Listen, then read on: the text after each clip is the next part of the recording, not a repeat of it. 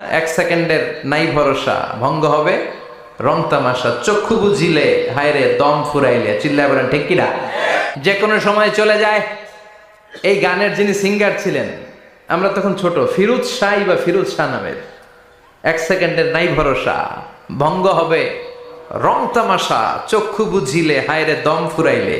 এই গানটা উনি গাইতে গাইতে স্টেজে মারা গিয়েছিলেন। অনেকে খাওয়ার টেবিলে বসে মারা যায়, আছে না নাই? ফুটবলার ফুটবল খেলতে খেলতে মরছে, দেখেন নাই? ক্রিকেট খেলতে খেলতে মরা যায়, আছে না নাই?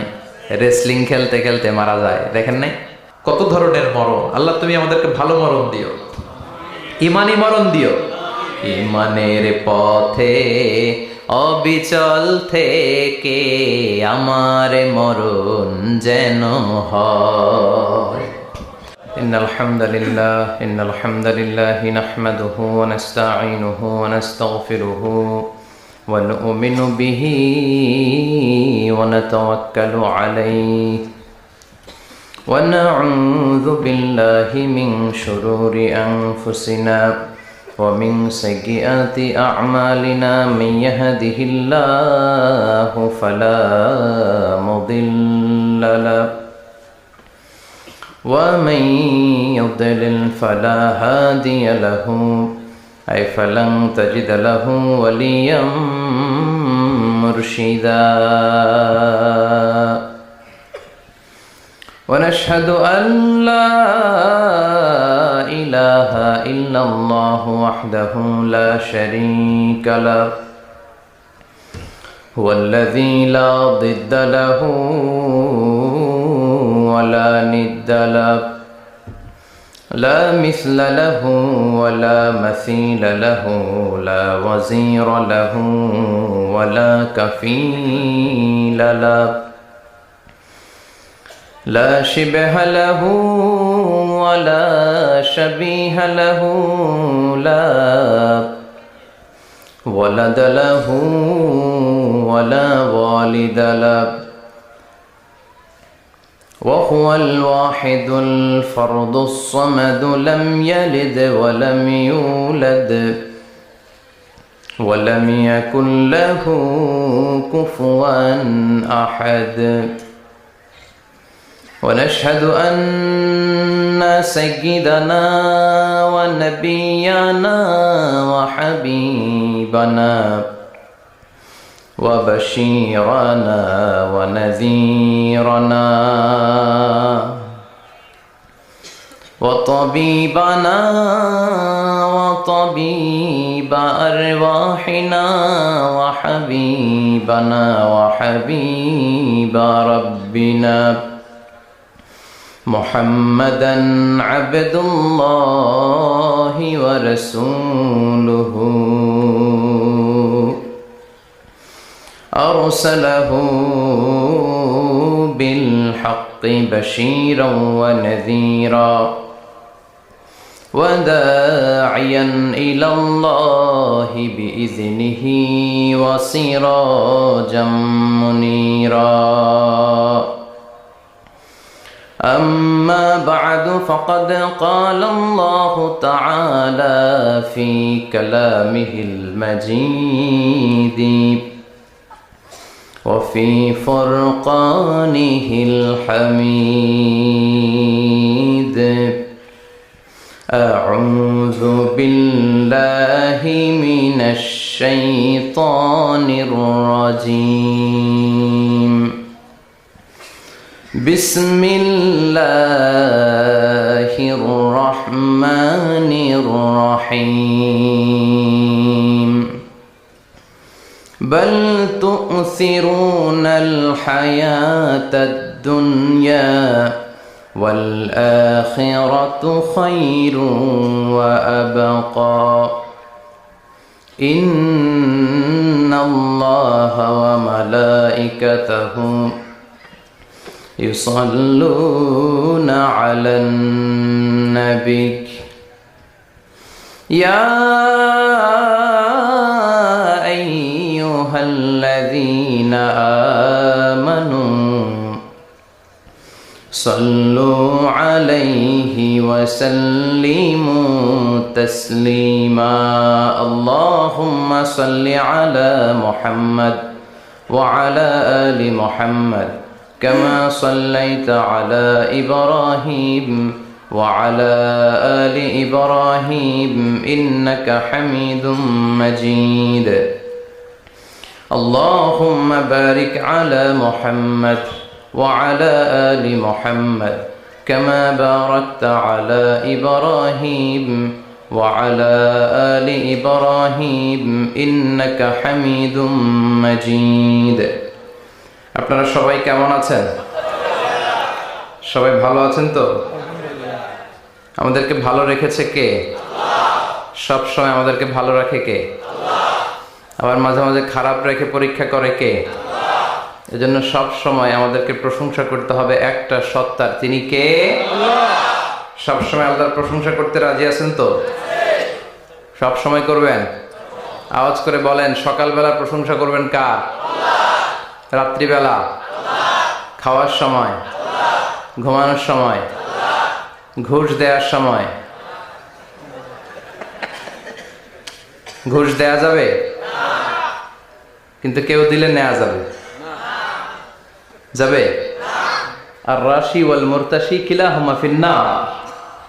যে ঘুষ দেয়, যে ঘুষ নেয়, দুইজনই জাহান্নামী, ঠিক কিনা? বাংলাদেশে ঘুষ আছে না নাই? উখিয়াতে মনে হয় নাই, উখিয়াতেও আছে। এক নম্বর হদ্দে না, এক নম্বর হদ্দে। তো ঘুষ আছে বাংলাদেশে। আর রাশি ওয়াল মুরতাশি কিলাহুমা ফিন্নার, ভয়ঙ্কর স্টেটমেন্ট বিষ্ণুনবীর। ঘুষ যে দেয়, যে নেয়, দুইজনই জাহান্নামী। আল্লাহ তুমি হেফাজত করো। এই ঘুষ বন্ধের জন্য একটা কমিশন আছে না এদেশে? দুদক, ল্যাংড়া দুদক। কি দুদক? দুর্নীতি বন্ধের জন্য এই কমিশনের আবির্ভাব। কিন্তু এই কমিশনের ভিতরে দুর্নীতি আছে না নাই? সর্ষে দিয়ে ভূত তাড়ায়, সর্ষের ভিতরে ঢুকছে ভূত, ঠিক কিনা? মানুষ পাগল হলে বাঁধে রশি দিয়ে, রশি পাগল হলে বাঁধবেন কি দিয়ে? ঠিক কিনা বলেন? আমাদের বাংলাদেশের সরকারি অফিসগুলোতে যারা অফিসার আছে, শুধু এরাই ঘুষ খায় না, অফিসের চেয়ারগুলোও খায়, টেবিলগুলোও খায়। সরকারি অফিস মানে ঘুষ। চিল্লায় বলেন ঠিক কিনা? আল্লাহ ঘুষ থেকে তুমি আমাদের বাঁচাও। এগুলো সামাজিক ব্যাধি। এই যে ঘুষ, দুর্নীতি আছে না নাই? আমরা দুর্নীতিতে চ্যাম্পিয়ন। কয়েকটা কারণে গোটা বিশ্বে মানুষ আমাদেরকে চিনে। এর মধ্যে একটা হচ্ছে দুর্নীতি, আরেকটা হচ্ছে অপরিচ্ছন্নতা। আমরা যেখানে সেখানে আবর্জনা ফেলি। দেশের বাইরে গেলে একটু পরিষ্কার চলি, দেশে আসলে যেই সেই। সিঙ্গাপুরে আপনি রাস্তায় থুতু ফেললে জরিমানা মাত্র $300। কত? রাস্তায় যদি আপনি লিটারিং করেন, আপনি থ্রো করলেন কোনো জিনিস, চিপস খাওয়ার পরে চিপসের প্যাকেট ফেলে দিলেন, এটা পুলিশ দেখলে আপনারে $500 জরিমানা দিবে। একজনকে সুবহানাল্লাহ। তো এই জরিমানাগুলো আমাদের দেশে দরকার ছিল, ঠিক কিনা? সরকার চাইলেই এগুলো পারে। এই যে দুর্নীতি, ঘুষ, তারপরে বেকারত্ব, এটা বড় অভিশাপ। যুবক ছেলেগুলোর ধ্বংস হয়ে যাওয়ার অনেকগুলো কারণের একটা কারণ হচ্ছে বেকারত্ব। রসুল বাত্তালি দুঃখানু শয়তান, অলস মস্তিষ্ক শয়তানের আড্ডা। কাজ নাই, কাম নাই। হিন্দি সিনেমা দেখে, আছে না নাই? রুব্বানে নাচে কোমর দুলাইয়া, ফেরেশতারা বলবে তো করে পিটামো আমরা ঝুলাইয়া। তো ওদের যদি কাজ থাকতো, যুবকদেরকে যদি ইউনাইটেড করা যেত, গভর্নমেন্টের পক্ষ থেকে ওদেরকে স্বাবলম্বী করার সুযোগ সুবিধা দিলে ওদের মাথার মধ্যে শয়তান ঢুকতে পারতো। এজন্য আমরা বলি, মনটাকে কাজ দাও। মনটাকে কি দাও? মনের আরবি হচ্ছে কলব। মনকে আরবিতে কি বলে? কলব। কলবকে কলব বলে এই জন্য, কলব মানে পরিবর্তন হওয়া। কলব মানে কি? আমাদের মনটা সবসময় পরিবর্তিত হয়। এখন আছে এখানে, চলে গেছে ইন্ডিয়া, চলে গেছে আমেরিকা, চলে গেছে। কাবার কথা মনে পড়ছে, সৌদি আরব চলে গেছে। ভিসা লাগছে? কথা কর। এই যে ভাবলেন আপনার হৃদয়টা এখান থেকে ওখানে ছোটাছুটি করলো, ভিসা লাগে? লাগে না। এটার ভিসাও লাগে না, পাসপোর্টও লাগে না।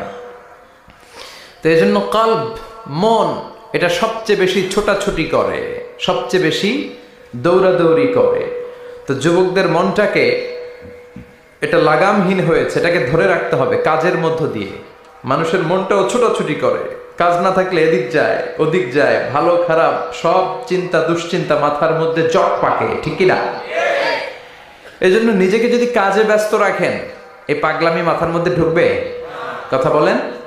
এজন্য আমাদের স্লোগান হচ্ছে মনটাকে কাজ দাও। কি দাও?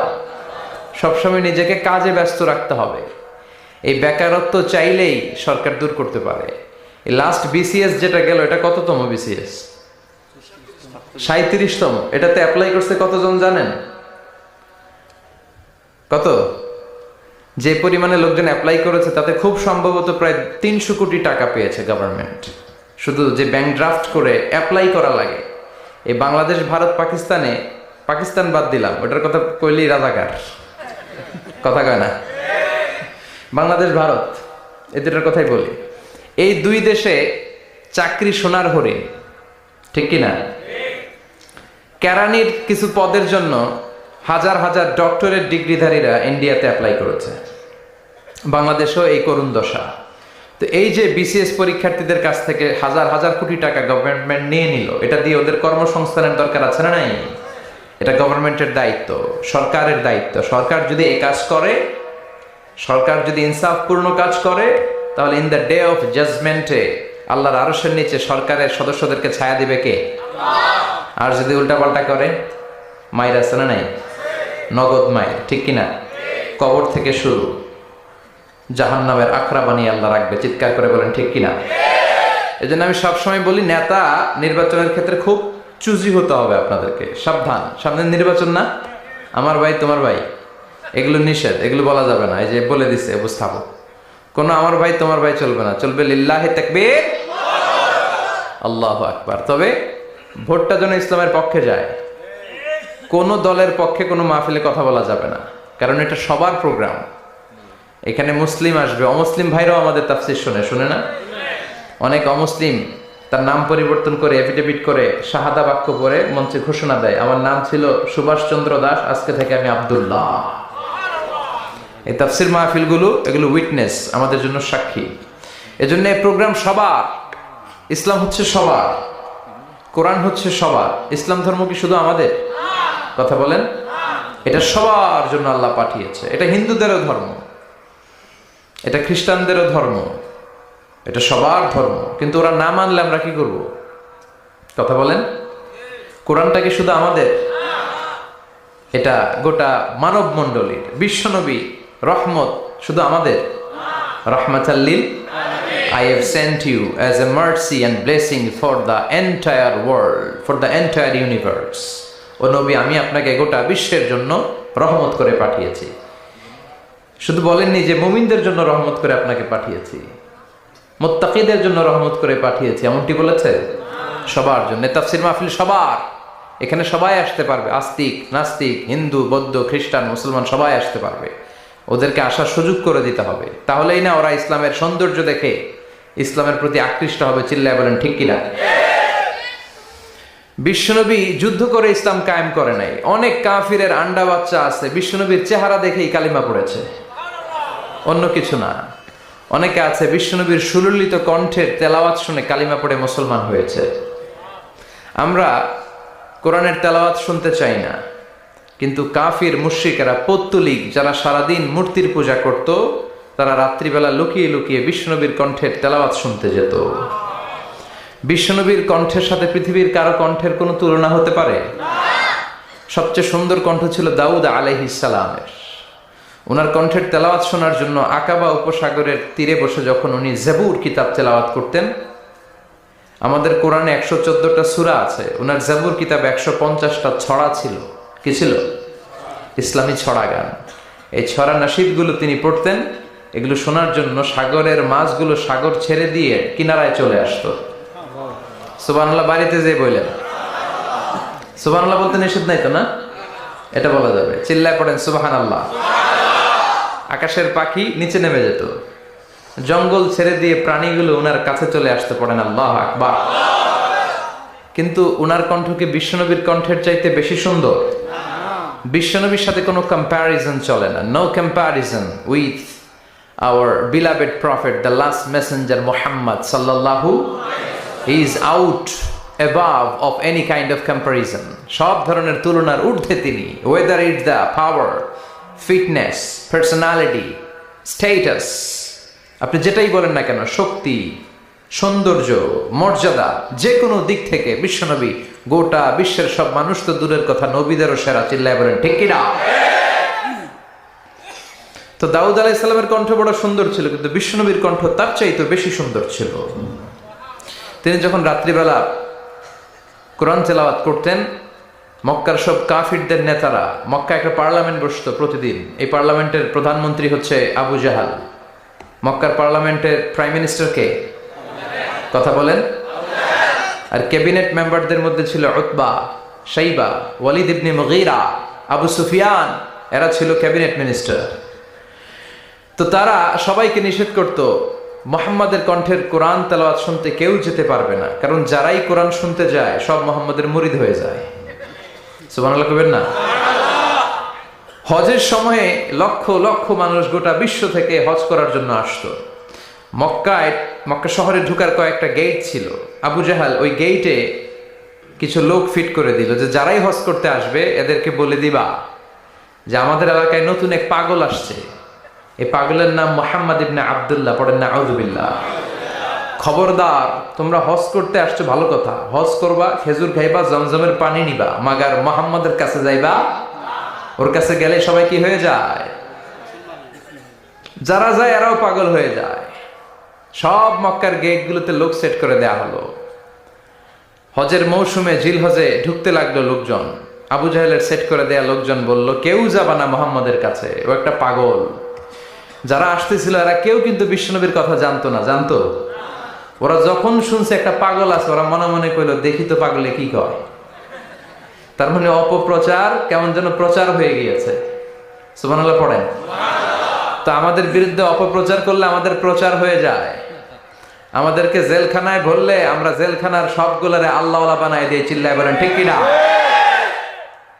ইসলাম এটাকে থামিয়ে দেয়া যায় না। যারা ইসলামের বিরোধিতা করে এরা ইসলামের নেচারকে চিনে নাই। ইসলাম হচ্ছে চারা গাছের মতো। চারা চিনেন নাকি? কক্সবাজার কি বলেন? বীজ, বীজ বা চারা। এই বীজ, ইসলাম হচ্ছে বীজের মতো। ইসলাম বিরোধীরা ইসলামকে মাটির নিচে গেড়ে ফেলতে চায়, কিন্তু গাড়লে কি হবে? এটা তো বীজ। মাটির নিচে বীজ গাড়লে কি হয়? সুবহানাল্লাহ কইবেন না? মক্কার গেটগুলোতে দাঁড়িয়ে দাঁড়িয়ে অপপ্রচার শুরু করে দিল। Don't go to Muhammad, he is completely mad. পাগল, যেও না। সবার মনে চিন্তা, ঘটনা কি? কে মুহাম্মদ? নাম শুনি নাই। হজ করি আর না করি, আগে এই বেটার কাছে যাইতে হবে। আল্লাহু আকবার। সবাই বিশ্বনবীর কাছে যায়, চেহারা দেখে কোরআনের বাণী শুনে কালিমা পড়ে মুসলমান হয়ে যায়। আবু জাহেল আবার মন্ত্রী পরিষদের বৈঠক ডাকলো, খবরদার, কাউকে যেতে দেয়া যাবে না, কেউ যাবে না। কিন্তু কি আজীব তামাশা, প্রতি রাতে আবু জাহেল লুকিয়ে লুকিয়ে নিজেও যায়। না জানি কত সুন্দর ছিল বিশ্বনবীর কণ্ঠ, না জানি কতটা চমৎকার সুরের ঝংকার খেলতো আমার নবী যখন তেলাওয়াত করত।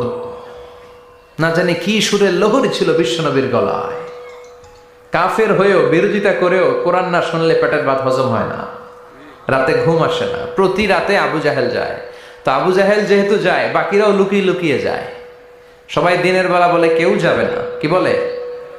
দিনের বেলা বলে কেউ, ভাইয়েরা আমার, বোনেরা তোমার, খবরদার কেউ যাবেন না। রাত্রে নিজেই যায়।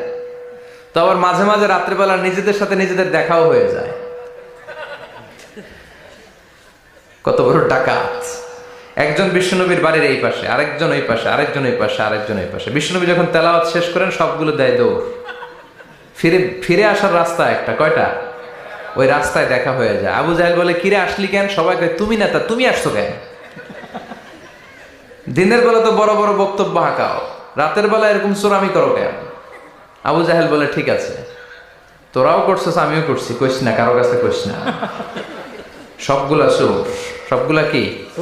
আর চোরে চোরে খালাতো ভাই। তো এই সব খালাতো ভাইরা লুকিয়ে লুকিয়ে চোরের মতো তেলাওয়াত শুনতে যেত। আবু জাহেল বলল কেউ যেতে পারবে না, সবাই রাজি। এরপরের দিন আবু জাহেল বলল আজ থেকে কেউ যদি যাস তোদের সম্পত্তি সব সিজ করা হবে, আর মাথার চুল কামিয়ে আলকাতরা মেখে মক্কার বাজারে ঘুরানো হবে। সবাই বলে আমরা রাজি। আবু জাহেল বলে তাহলে সাইন কর, সবাইকে আগে আমনে করেন। Abu Jahel as a chairman he gave the signature, সে ওই বন্ডে সিগনেচার দিল যে যদি যাওয়া হয় আমাদের সম্পদ রাষ্ট্রীয়ভাবে সিজ করা হবে, মাথার চুল কামিয়ে আলকাতরা মেখে মক্কার বাজারে ঘোরানো হবে। তো সবাই স্বাক্ষর করলো। দিন গড়িয়ে রাত আসলো, আবু জাহেল বিছানায় এপাশ ওপাশ করে, টসিং অ্যান্ড টার্নিং, ঘুম আসছে না। আবু জাহেল মনে মনে ভাবে আজকে যেই ভাষণ দিছি সকালে, আজকে কেউ যাবে না, আমি 100% নিশ্চিত আমি একটু যাই।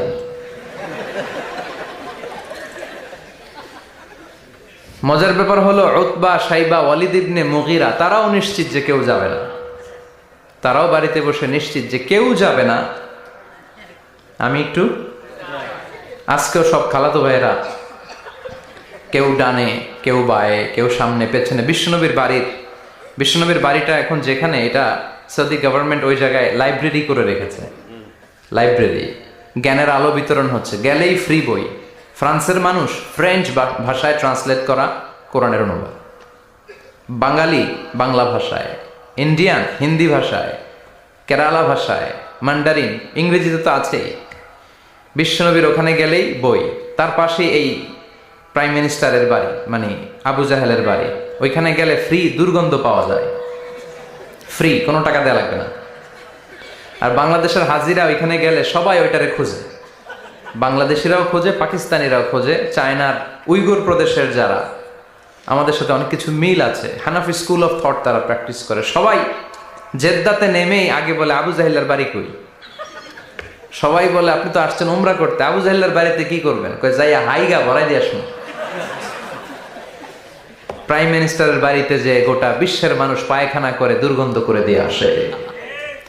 এজন্য প্রাইম মিনিস্টারদেরকেও সাবধান হওয়ার দরকার আছে না নাই? চারদিকে সব খালাতো ভাইরা সেট আপ, প্রাণ ভরে আজকে শুনবো। প্রতিদিন দেখা হয়ে যায়, আজকে কারো সাথে দেখা হবে না। তো সবাই প্রাণ ভরে বিশ্বনবীর কণ্ঠের জাদুমাখা তেলাওয়াত শুনে, বিশ্বনবী কোরআন তেলাওয়াত যখন শেষ করলেন সবগুলার দিছে দৌড়। কিন্তু ফিরে যাওয়ার রাস্তা কয়টা? আজকেও দেখা। আজকে কেউ কাউরে কিছু বলে না, সবার মাথা নিচের দিকে। আবু জাহেলও নিচে তাকায় আছে লজ্জায়, উতবা, সাইবা, ওয়ালিদ ইবনে মুগীরা, পুরো দেশের মিনিস্ট্রি ক্যাবিনেট সবগুলা নিচের দিকে। ওদিকে মশার কামড় আছে না নাই? দীর্ঘক্ষণ নিচের দিকে তাকিয়ে থাকার পরে আবু জাহেল কয় চল, যা হইছে হইছে, যা হইছে হইছে, কালকে থেকে আমরা সব চোরগুলা রাত্রে এক লগে ঘুমাবো, যাতে করে কাউকে ফাঁকি দিয়ে কেউ যেতে না পারে।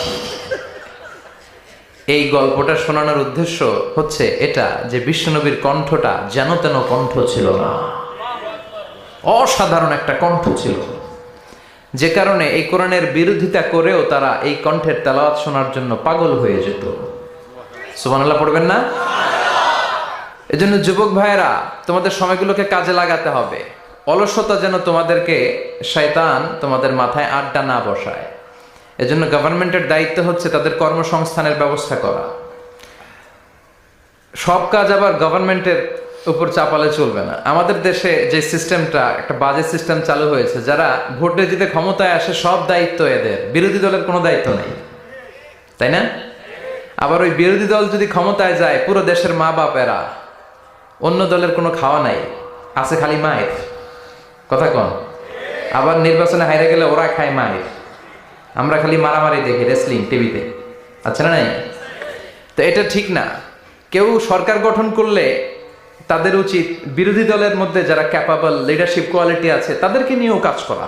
হ্যাঁ, লিডারশিপ আমাদের থাকবে, প্রধানমন্ত্রী আমরা গঠন করব, কিন্তু বিরোধী দলের যে এত বড় অক্সিলিয়ারি ফোর্স, এত বড় লক্ষ লক্ষ মানুষ জনসভায় তারা যুক্ত হয়, ওদের বিরুদ্ধে জেল জরিমানা দিয়ে আমার দেশের কি লাভ? কথা বলেন, দেশটা আমাদের সবার না? নাকি বিরোধী দলে গেলে আর দেশের জন্য মায়া নাই, সব দায়িত্ব সরকারের? আসেন এগুলো থেকে বেরিয়ে আসবেন। আপনাদের সিদ্ধান্তই পারে এই বাজে প্র্যাকটিস থেকে আমার দেশটার হেফাজত করতে। সবাই রাজি আছেন তো? এজন্য গভর্নমেন্টের উচিত এই বেকারত্ব দূর করা। এলাকার যারা বিজনেস ম্যাগনেট আছে তাদের উচিত বেকারত্ব দূর করে দেয়া। বেকারত্ব দূর করে দেওয়ার মতো সওয়াবের কাজ পৃথিবীতে নাই। সুবহানাল্লাহ পড়েন। অনেকে মনে করে নামাজ পড়লেই সওয়াব, রোজা রাখলেই সওয়াব। না, আপনি যদি একজনের কর্মসংস্থানের ব্যবস্থা করে দেন, তার মাধ্যমে যদি ফ্যামিলিটা চলে, এর চেয়ে বড় সওয়াবের কাজ আর নাই। একজন অসুস্থ, রক্ত দরকার, গা থেকে রক্ত দিয়ে দিলেন, এর চেয়ে সওয়াবের কাজ আছে? এক জায়গায় গাছ লাগিয়ে দিলেন, রোহিঙ্গার ভাইয়েরা না খেয়ে মরে, টিউবওয়েল লাগিয়ে দিলেন, এর চেয়ে বড় ইবাদতের কাজ আর আছে? কথা বলেন। এজন্য ইসলামটাকে সামগ্রিক ভাবে বুঝতে হবে। আল্লাহ তুমি তৌফিক দাও। আরো জোরে পড়েন আমিন। উখিয়া উপজেলার অন্তর্গত রাজা পালং ইউনিয়নের আজকের এই প্রোগ্রাম 2 দিন ব্যাপী। সভাপতি আলহাজ মাওলানা AKM আবুল হাসান আলী সাহেব, প্রিন্সিপাল রাজা পালং ফাজিল ডিগ্রি মাদ্রাসা। হুজুর আসছে? আপনি? মাশাআল্লাহ, হুজুর চলে আসছে। মাওলানা আব্দুর রহিম খতিব, তুরবিল কেন্দ্রীয় জামে মসজিদ। গতকাল কথা বলেছেন মাওলানা মোল্লা নাজিমউদ্দিন সাহেব। ছিলেন আপনারা? বৃষ্টি হয়েছে না? বৃষ্টি হয়েছিল? আসছিলেন? বৃষ্টি ও রহমত, ঠিক কিনা? বৃষ্টি পাঠায় কে? বৃষ্টির মালিক কে? বিশ্বনবী আকাশে মেঘ দেখলে বলতেন আল্লাহুম্মা সাইয়্যিবান নাফিআন, হে আল্লাহ তুমি ভালো বৃষ্টি দাও। কেননা এই বৃষ্টি দিয়েও আল্লাহ অনেক জাতিকে ধ্বংস করেছে। বৃষ্টি দিয়ে মানে অতিবৃষ্টি দিয়ে, আল্লাহ বন্যা দিয়ে গোটা দুনিয়াটাকে ভাসিয়ে দিতে পারে কি পারে না? এজন্য মেঘ দেখলে এত আনন্দিত হয়েন না। বৃষ্টি দেখলে অনেকে গান বাজায়, আছে না নাই? এই বৃষ্টি ভেজা রাতে তুমি চলে যেও না, গান গায় না? না, আপনি আল্লাহর কাছে দোয়া করবেন আল্লাহুম্মা সাইয়্যিবান নাফিআন, আল্লাহ তুমি বরকতের বৃষ্টি দাও। আল্লাহুম্মা গাইসান মুগীসান মারিআন মুরিআন নাফিআন গায়রা দার। বিষ্ণুই পড়তেন আল্লাহ এই বৃষ্টিটা যেন উপকারী হয়, এই বৃষ্টি থেকে যেন ঘাস লতা পাতা কিছু পায়, এই বৃষ্টিটা যেন আমাদের জন্য বরকতময় হয়, যেন কল্যাণময় হয়, কোনো ক্ষতির কারণ যেন না হয়, তুমি কবুল করো। আবার বেশি বৃষ্টি হলে বিষ্ণুনবী দোয়া করতেন আল্লাহুম্মা হাওয়ালাইনা ওয়ালা আলাইনা, আল্লাহ আমাদের এলাকায় আর বৃষ্টি দিও না, আমাদের চারিপাশে দাও। এই দোয়াগুলো পড়ার দরকার আছে না নাই? আল্লাহ যা বৃষ্টি দিবে এটা যেন আমাদের কল্যাণ হয়, আমরা পড়ি আমিন। আজকে হচ্ছে দ্বিতীয় রজনী। আজকে আমরা ইনশাআল্লাহ কোরআন থেকে কথা শুনবো। মহিলাদের জন্য প্রজেক্টরের মাধ্যমে মাহফিল দেখার ব্যবস্থা আছে। যারা এই প্রোগ্রামের সাথে সম্পৃক্ত, আল্লাহ তাদের সবাইকে কবুল করুন। আসুন আমরা ফরমালি আল্লাহকে একটা থ্যাঙ্কস জানাই, ধন্যবাদ জানাই। আমরা হৃদয় নিংড়ানো মনের সবটুকুন ভালোবাসাকে উজাড় করে দিয়ে, সিংহ শার্দুলের মতো গর্জন করে, আকাশ বাতাস প্রকম্পিত করে, মন প্রাণ বুক মুখ একসাথে করে, দেহের সবটুকুন শক্তি গলার মাঝ বরাবর এনে চিৎকার করে পড়ি কালিমাতু শুকুর আলহামদুলিল্লাহ। সবাই পড়েন রব্বানা লাকাল হামদ হামদান কাসীরান তাইয়িবান মুবারাকান ফীহি ইয়া রাব্বি লাকাল হামদু কামা ইয়ানবাগি লিজালালি ওয়াজহিকা ওয়া আযীমি সুলতানিকা লাকাল হামদু বিল ঈমান লাকাল হামদু বিল ইসলাম লাকাল হামদু বিল কোরআন। আমরা প্রশংসা করলাম কার? সব জায়গায় প্রশংসা করব কার? তাহলে নেয়ামত দিয়ে আমাদেরকে সিক্ত করবে কে? আমাদের জীবনগুলোকে শান্তিময় আনন্দময় করবে কে? বেশি বেশি আমরা আল্লাহর প্রশংসা করব। রাজি আছেন তো? সবাই রাজি? আল্লাহ তুমি কবুল করো। আজকে আমরা যে বইটা থেকে কথা শুনবো, বলেন তো বইটার নাম কি? আরো জোরে বলেন, কি নাম? আমি এই বইটা একটা ছোট্ট সূরা, সেখান থেকে 2টি আয়াত আমার খুতবায় তেলাওয়াত করেছি। সূরাটি হচ্ছে সূরাতুল আ'লা। সূরাতুল আ'লার 16 এবং 17 নম্বর আয়াত আমি তেলাওয়াত করেছি। এই আয়াতের আলোকে আমি আপনাদের সাথে কিছু কথা শেয়ার করবার চেষ্টা করব। পড়েন ইনশাআল্লাহ। এই আয়াতে আল্লাহ বুঝাতে চেয়েছেন এই পৃথিবীটাকে এত বড় মনে করো না। You have to go back to your lord. তোমাকে তোমার রবের কাছে ফিরে যেতে হবে। এই দিন না, আরো দিন আছে। খেলা হবে, সেদিন খেলা হবে, ফাইনাল খেলা। ওই খেলার জন্য আমরা অপেক্ষা করছি। এই পৃথিবীতে ক্ষণিকের জন্য আমরা এসেছি, হ্যাঁ, very short period of time. আসল সময় শুরু হবে সেদিন, কিয়ামতের দিনটাই, যেদিন আমরা উলঙ্গ হয়ে দাঁড়াবো। সূর্যটা মাথার কাছে চলে আসবে, সূর্যের তীব্র তাপে মাথার মগজগুলো গলে গলে নাকের ছিদ্র আর কানের ছিদ্র দিয়ে বেয়ে বেয়ে পড়বে। জিহ্বাটা কুকুরের মতো তৃষ্ণায় বের হয়ে নাভির সামনে এসে ঝুলতে থাকবে, কুকুর যেমনি ঝুলায়। সবাই তৃষ্ণার্ত, ক্ষুধার্ত, ঘর্মাক্ত, পেরেশান, চিৎকার, চেঁচামেচি, কান্না, বিলাপ। সবার মুখে একটাই আওয়াজ, আল্লাহ আমার বাঁচাও। ওই দিনের জিকিরের নাম কি? বাঁচাও। সবাই বলেন, ওই দিনের জিকিরের নাম কি? রব্বুল আলামিন বলেন, ওই কঠিনতম দিনে যদি বাঁচতে চাও, দুনিয়ার মায়াকে ভুলে যাও, আখিরাতের জন্য প্রস্তুতি নিয়ে ফেলো। বাল তুসিরুনাল হায়াতাদ দুনিয়া ওয়াল আখিরাতু খায়রুন ওয়া আবকা। তোমরা এই দুনিয়ার জীবনটারে অনেক বড় মনে করো এটাই আসল। আল্লাহ বলে এটা আসল না, এটা নকল। আসল হচ্ছে আখিরাত, ঠিক কি না? এই দুনিয়ার জীবন হলো অস্থায়ী, আখিরাতের জীবন হলো চিরস্থায়ী জীবন। এই দুনিয়ার জীবনটা উত্তম নয়, আখিরাতের জীবনটা উত্তম। কার কথা? আল্লাহর কথা। বাল তুসিরুনাল হায়াতাদ দুনিয়া, তোমরা এই দুনিয়ার জীবনকে বড় মনে করো, দুনিয়া করো। তোমরা আব্দুল্লাহ না হয়ে আব্দুদ দুনিয়া হয়েছো, আল্লাহর দাস হও নাই, দুনিয়ার দাস হয়েছো। তোমরা দুনিয়া করো, দুনিয়াটা ক্ষণস্থায়ী, চিরস্থায়ী হচ্ছে আখিরাত। কার কথা? এজন্য আল্লাহ বললেন, ওয়ালাল আখিরাতু খায়রুল লাকা মিনাল উলা। ও নবী, দুনিয়া নয়, আখিরাত আপনার জন্য উত্তম। সুবহানাল্লাহ। আখিরাত এটা সেরা, এটা স্থায়ী, এটা উত্তম, দুনিয়াটা নয়। You prioritize this life in this world, but the life after death much more better than this worldly life. এই দুনিয়াকে তুমি বড় মনে করো, দুনিয়াটাই সব মনে করো। দুনিয়াটাই সব নয়, আরো বড় জগৎ আছে না নাই?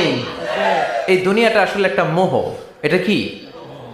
একটা খেলার মধ্যে আমরা পড়ে আছি, মোহাচ্ছন্ন, লোভাতুর হয়ে আছি।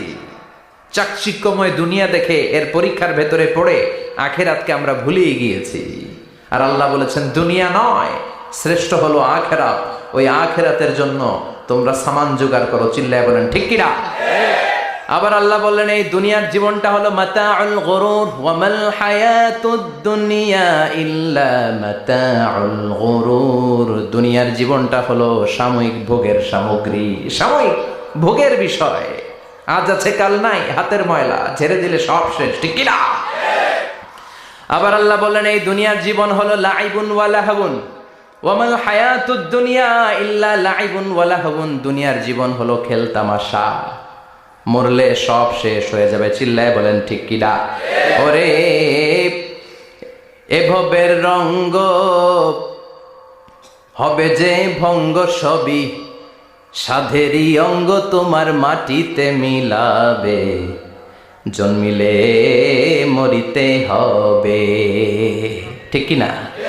মাটিতে মিলিয়ে যাবে, কিচ্ছু থাকবে না, লাশ হয়ে যাবে, খুঁজেও পাওয়া যাবে না। আবার আল্লাহ বললেন, এই দুনিয়ার দৃষ্টান্ত হলো কামা ইন আনজালনাহু মিনাস সামা। এই দুনিয়ার জীবন আকাশ থেকে পাঠানো পানির মতো। এই পানি দিয়ে দুনিয়াতে গাছ হয়, একদিন গাছগুলো মরে যায়, ভুসি হয়ে যায়। বাতাসের এক ঝাপটায় ভুসিগুলো কই যায়, খুঁজেই পাওয়া যায় না। ঠিক কিনা? কোথায় যে চলে যাবে দুনিয়ার জীবন, খুঁজেই পাওয়া যাবে না। টিকে থাকবে, অবশিষ্ট থাকবে, আজীবনের জন্য অপেক্ষা করবে একটা কাল, সেটা হচ্ছে আখিরাত। চিল্লায় বলেন ঠিক কিনা? আমরা লোভের মধ্যে পড়ে আছি, মোহাচ্ছন্ন। কখন যে ডাক চলে আসবে আমরা জানি? চিল্লায় বলেন জানি? একদিন মাটির ভেতরে হবে ঘরে মন আমার, কেন বান্ধ দালান ঘরে মন আমার, কেন বান্ধ দালান ঘর। প্রাণ পাখি উড়ে যাবে পিঞ্জর ছেড়ে, ধরা ধামে সবই রবে, তুমি যাবে চলে। বন্ধু বান্ধব যত, মাতা পিতা দ্বারা সুত, সবই হবে তোমার পরে মন আমার, কেন বান্ধ দালান ঘর। একদিন মাটির ভেতরে হবে ঘর রে মন আমার, কেন বান্ধ দালান ঘর রে মন আমার, কেন বান্ধ দালান ঘর। চিল্লায় বলেন ঠিক কিনা? অমাল হায়াতুদ দুনিয়া ইল্লা মাতাউল গুরুর। দুনিয়ার জীবনটা একটা ভোগের সামগ্রী, আজ আছে কাল নাই, কখন যে চলে যেতে হবে কেউ জানি না। আপনাদের এই মাহফিলে আসার আগ দিয়ে এই কিছু সামনে কি রাস্তা যেন বলে এটাকে, এই করুলিয়া বাস স্ট্যান্ডের এদিকেই আমার প্রাইভেট কার যখন যাচ্ছে, আমরা যখন যাচ্ছি, হুট করে আরেকটা গাড়ি এসে একজনকে ধাক্কা মারলো। হুন্ডা গেল একদিকে, সে গেল একদিকে। হঠাৎ দেখি মাথা দিয়ে ফিনকি দিয়ে রক্ত বেরোচ্ছে, আবছা অন্ধকার, গাড়ির আলোতে দেখা যাচ্ছে ফিনকি দিয়ে রক্ত, এরকম রাস্তার পাশ দিয়ে রক্ত বেয়ে বেয়ে পড়ছে। মুহূর্তের মধ্যে এক ধাক্কায় নাই। তার কত চিন্তা ছিল, কত প্ল্যান ছিল জীবন নিয়ে, সুন্দর সংসার করবে, বাবা মার মন মুখ খুশি করবে, সমাজের জন্য অনেক কিছু উপহার দিবে, সামনে নির্বাচন আসতেছে, এটা নিয়ে তার মাথায় টেনশন ছিল না? কে আসবে ক্ষমতায়, কত উৎসব, কত আমেজ, কিন্তু নাই, সব ভঙ্গ করে দিল কে? আজকে রাতে আমাদেরও এরকম ঘটতে পারে কি পারে না? এই মাহফিল থেকে সহি সালামতে বাসায় ফিরতে পারবো, গ্যারান্টি লেটার আছে নাকি? আরো আধা ঘন্টা বাঁচবো, গ্যারান্টি? আরো 10 মিনিট শ্বাস যেটা নিলাম এটা ফেলতে পারবো, গ্যারান্টি? কথা বলেন। আমাল হায়াতুদ দুনিয়া ইল্লা মাতাউল গুরুর। আল্লাহ বললেন এটা ভোগের সামগ্রী। এই দুনিয়ার জীবন খেলতামাশার জীবন, মোহের জীবন, মোহের ভেতরে পড়ে আখিরাতকে তোমরা ভুলে গিয়েছো। দুনিয়া আসল নয়, আসল হলো আখিরাত, ঠিক কি না? এই দুনিয়ার জীবনটা হলো 4টা স্বর্ণের টুকরার 3টা লাশের মতো। মনোযোগ দিয়ে শুনবেন, কয়টা স্বর্ণের টুকরা? লাশ কয়টা? বনি ইসরায়েলের জামানাতে 3 যুবক ভাগ্যের সন্ধানে, ভাগ্য চেঞ্জ করার জন্য কাজের সন্ধানে তারা বের হয়েছে। পথিমধ্যে গুপ্তধন পেয়েছে, 4টা স্বর্ণের টুকরা পেয়েছে 3 জন। কয়জন? কয়টা স্বর্ণের টুকরা? 4টা স্বর্ণের টুকরা পেয়ে মহা খুশি, খুশিতে বাকবাকুম। কে আমাদেরকে পায়? আজকে স্বর্ণের টুকরা ভাগ করে আমরা অনেক ধনী হয়ে যাব। এক বন্ধু বলল, পেটে অনেক ক্ষুধা লেগেছে, আগে বাজার থেকে খাবার নিয়ে আয়, তারপরে 3 জন বন্ধু মিলে 4টা স্বর্ণের টুকরা ভাগ করে নিয়ে যাব। এক বন্ধুকে বাজার থেকে রুটি কিনে আনানোর জন্য পাঠিয়েছে, বাকি 2 বন্ধু এবার বসে বসে পরামর্শ করে, ওইটারে যদি মেরে ফেলতে পারি ভাগ বটোয়ারার দরকার নাই, তুই নিবি 2টা, আমি নিব 2টা। সহজ হয়ে গেল না? ও নিবে 2টা, এ নিবে 2টা, আর ওইটার মেরে ফেলবো। যেটা রুটি আনতে গেছে ওটা মনে মনে ভাবে, রুটিতে যদি বিষ মিশাতে পারি। কি মিশাতে পারি? আর ওই 2টারে যদি খাওয়াইতে পারি তাহলে সব আমার, গোটা দুনিয়া আমার, দুনিয়াকে মজা লেলো, দুনিয়া তোমার।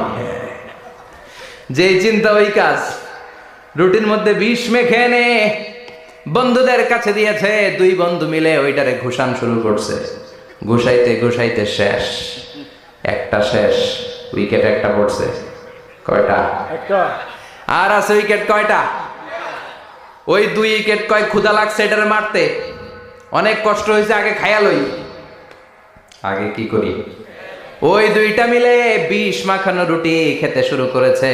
বিষ খাওয়ার পর ওই 2 উইকেটও শেষ, কেউ নাই, 3টাই লাশ হয়ে পড়ে আছে, 4টা স্বর্ণের টুকরা পাশে পড়ে আছে। এটাই হলো দুনিয়ার জীবন। চিল্লায় বলেন ঠিক কিনা? এজন্য আল্লাহ বললেন, গোলাম থাকতে আসো নাই, চলে যাবা। কুল্লু নাফসিন যায়িকাতুল মাউত সুম্মা ইলাইনা তুরজাউন। সবাইকে মরতে হবে, কেউ থাকবে না। এই পৃথিবীতে প্রাণ নিয়ে যারা আগমন করার সুযোগ পেয়েছে সবাই মরবে, আজ হোক কাল, আগে হোক পরে, সবাইকে যেতে হবে। চিল্লায় বলেন ঠিক কি না? আবার আল্লাহ বললেন, আইনামা তাকুনু ইউদরিকুমুল মাউত। যেখানেই থাকো না কেন মৃত্যু তোমাদেরকে ছাড়বে না, মৃত্যু তোমাদেরকে সাক্ষাৎ করবে, মৃত্যু তোমাদেরকে খুঁজে বের করবে। যদিও সুদূর আকাশ পানে পালাও সেথায় লাগিয়ে সিঁড়ি। আকাশের উপরে যদি বিশাল সিঁড়ি লাগিয়ে 4র্থ আকাশে চলে যান, চাঁদের মধ্যে বাড়ি করেন, মঙ্গল গ্রহে বাড়ি করেন, ওই জায়গায় মালাকুল মাউত আপনারা খুঁজে পাবে না। চাঁদেও খুঁজে পাবে, মঙ্গল গ্রহে যদি যান, স্যাটেলাইট, আমাদের একটা বঙ্গবন্ধু স্যাটেলাইট চ্যানেল লঞ্চ করা হয়েছে না? ওইখানে গেলে তো আর নাই মালাকুল মউত। কথা বলেন। আল্লাহ বললেন ওয়াজাআত সাকরাতুল মাউতি বিল হক, মৃত্যুর কষ্ট তোমাদের ছাড়বে না, যেখানেই তোমরা থাকো না কেন মৃত্যু ঠিকই তোমাদের পাকড়াও করবে। চিল্লায় বলেন ঠিক কিনা? আবার মৃত্যুর একটা নির্ধারিত সময় আছে, ওই সময় যখন আসে 1 সেকেন্ড আগেও আসে না, পরেও আসে না। কার কথা?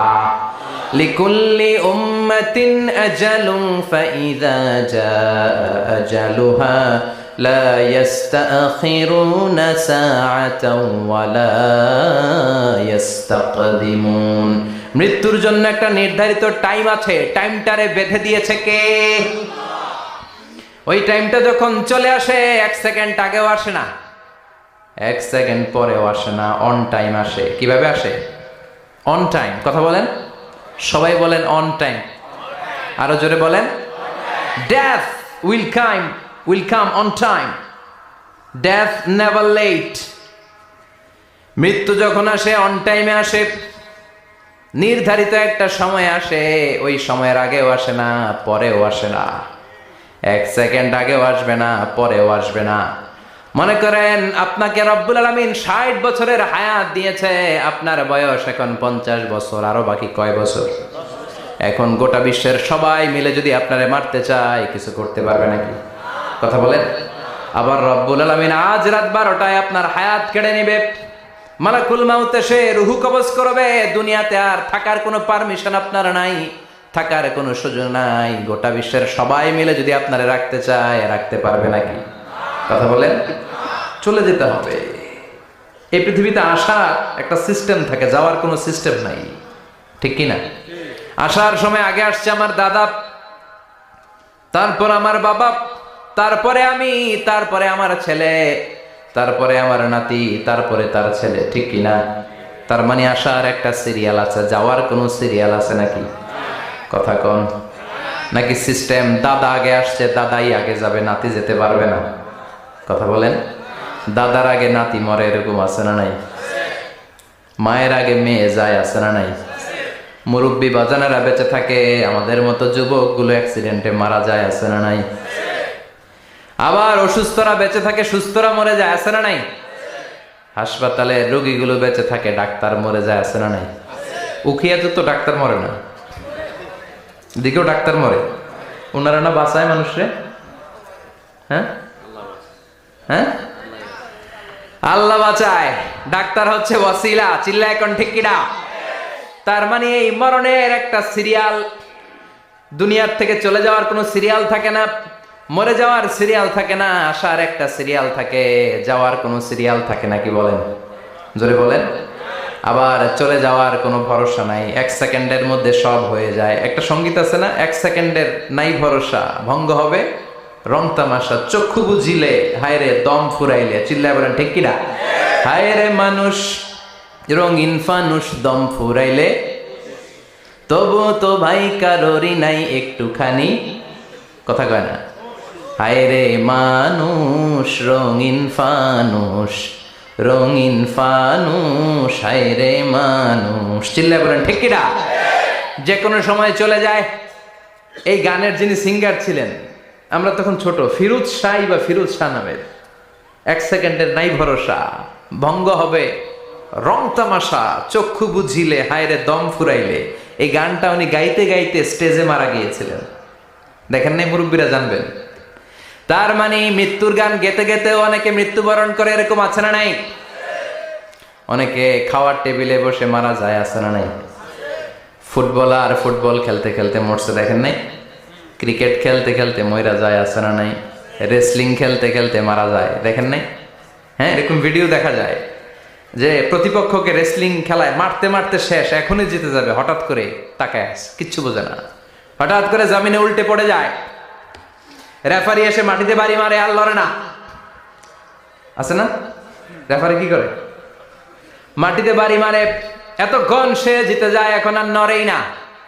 তাকাতে তাকাতে দুনিয়া থেকে নাই। অনেক টেলিভিশনের নিউজ রিপোর্টার রিপোর্ট করতে করতে নাই, দম ফুরাইলে ঠুস শেষ হয়ে যায়।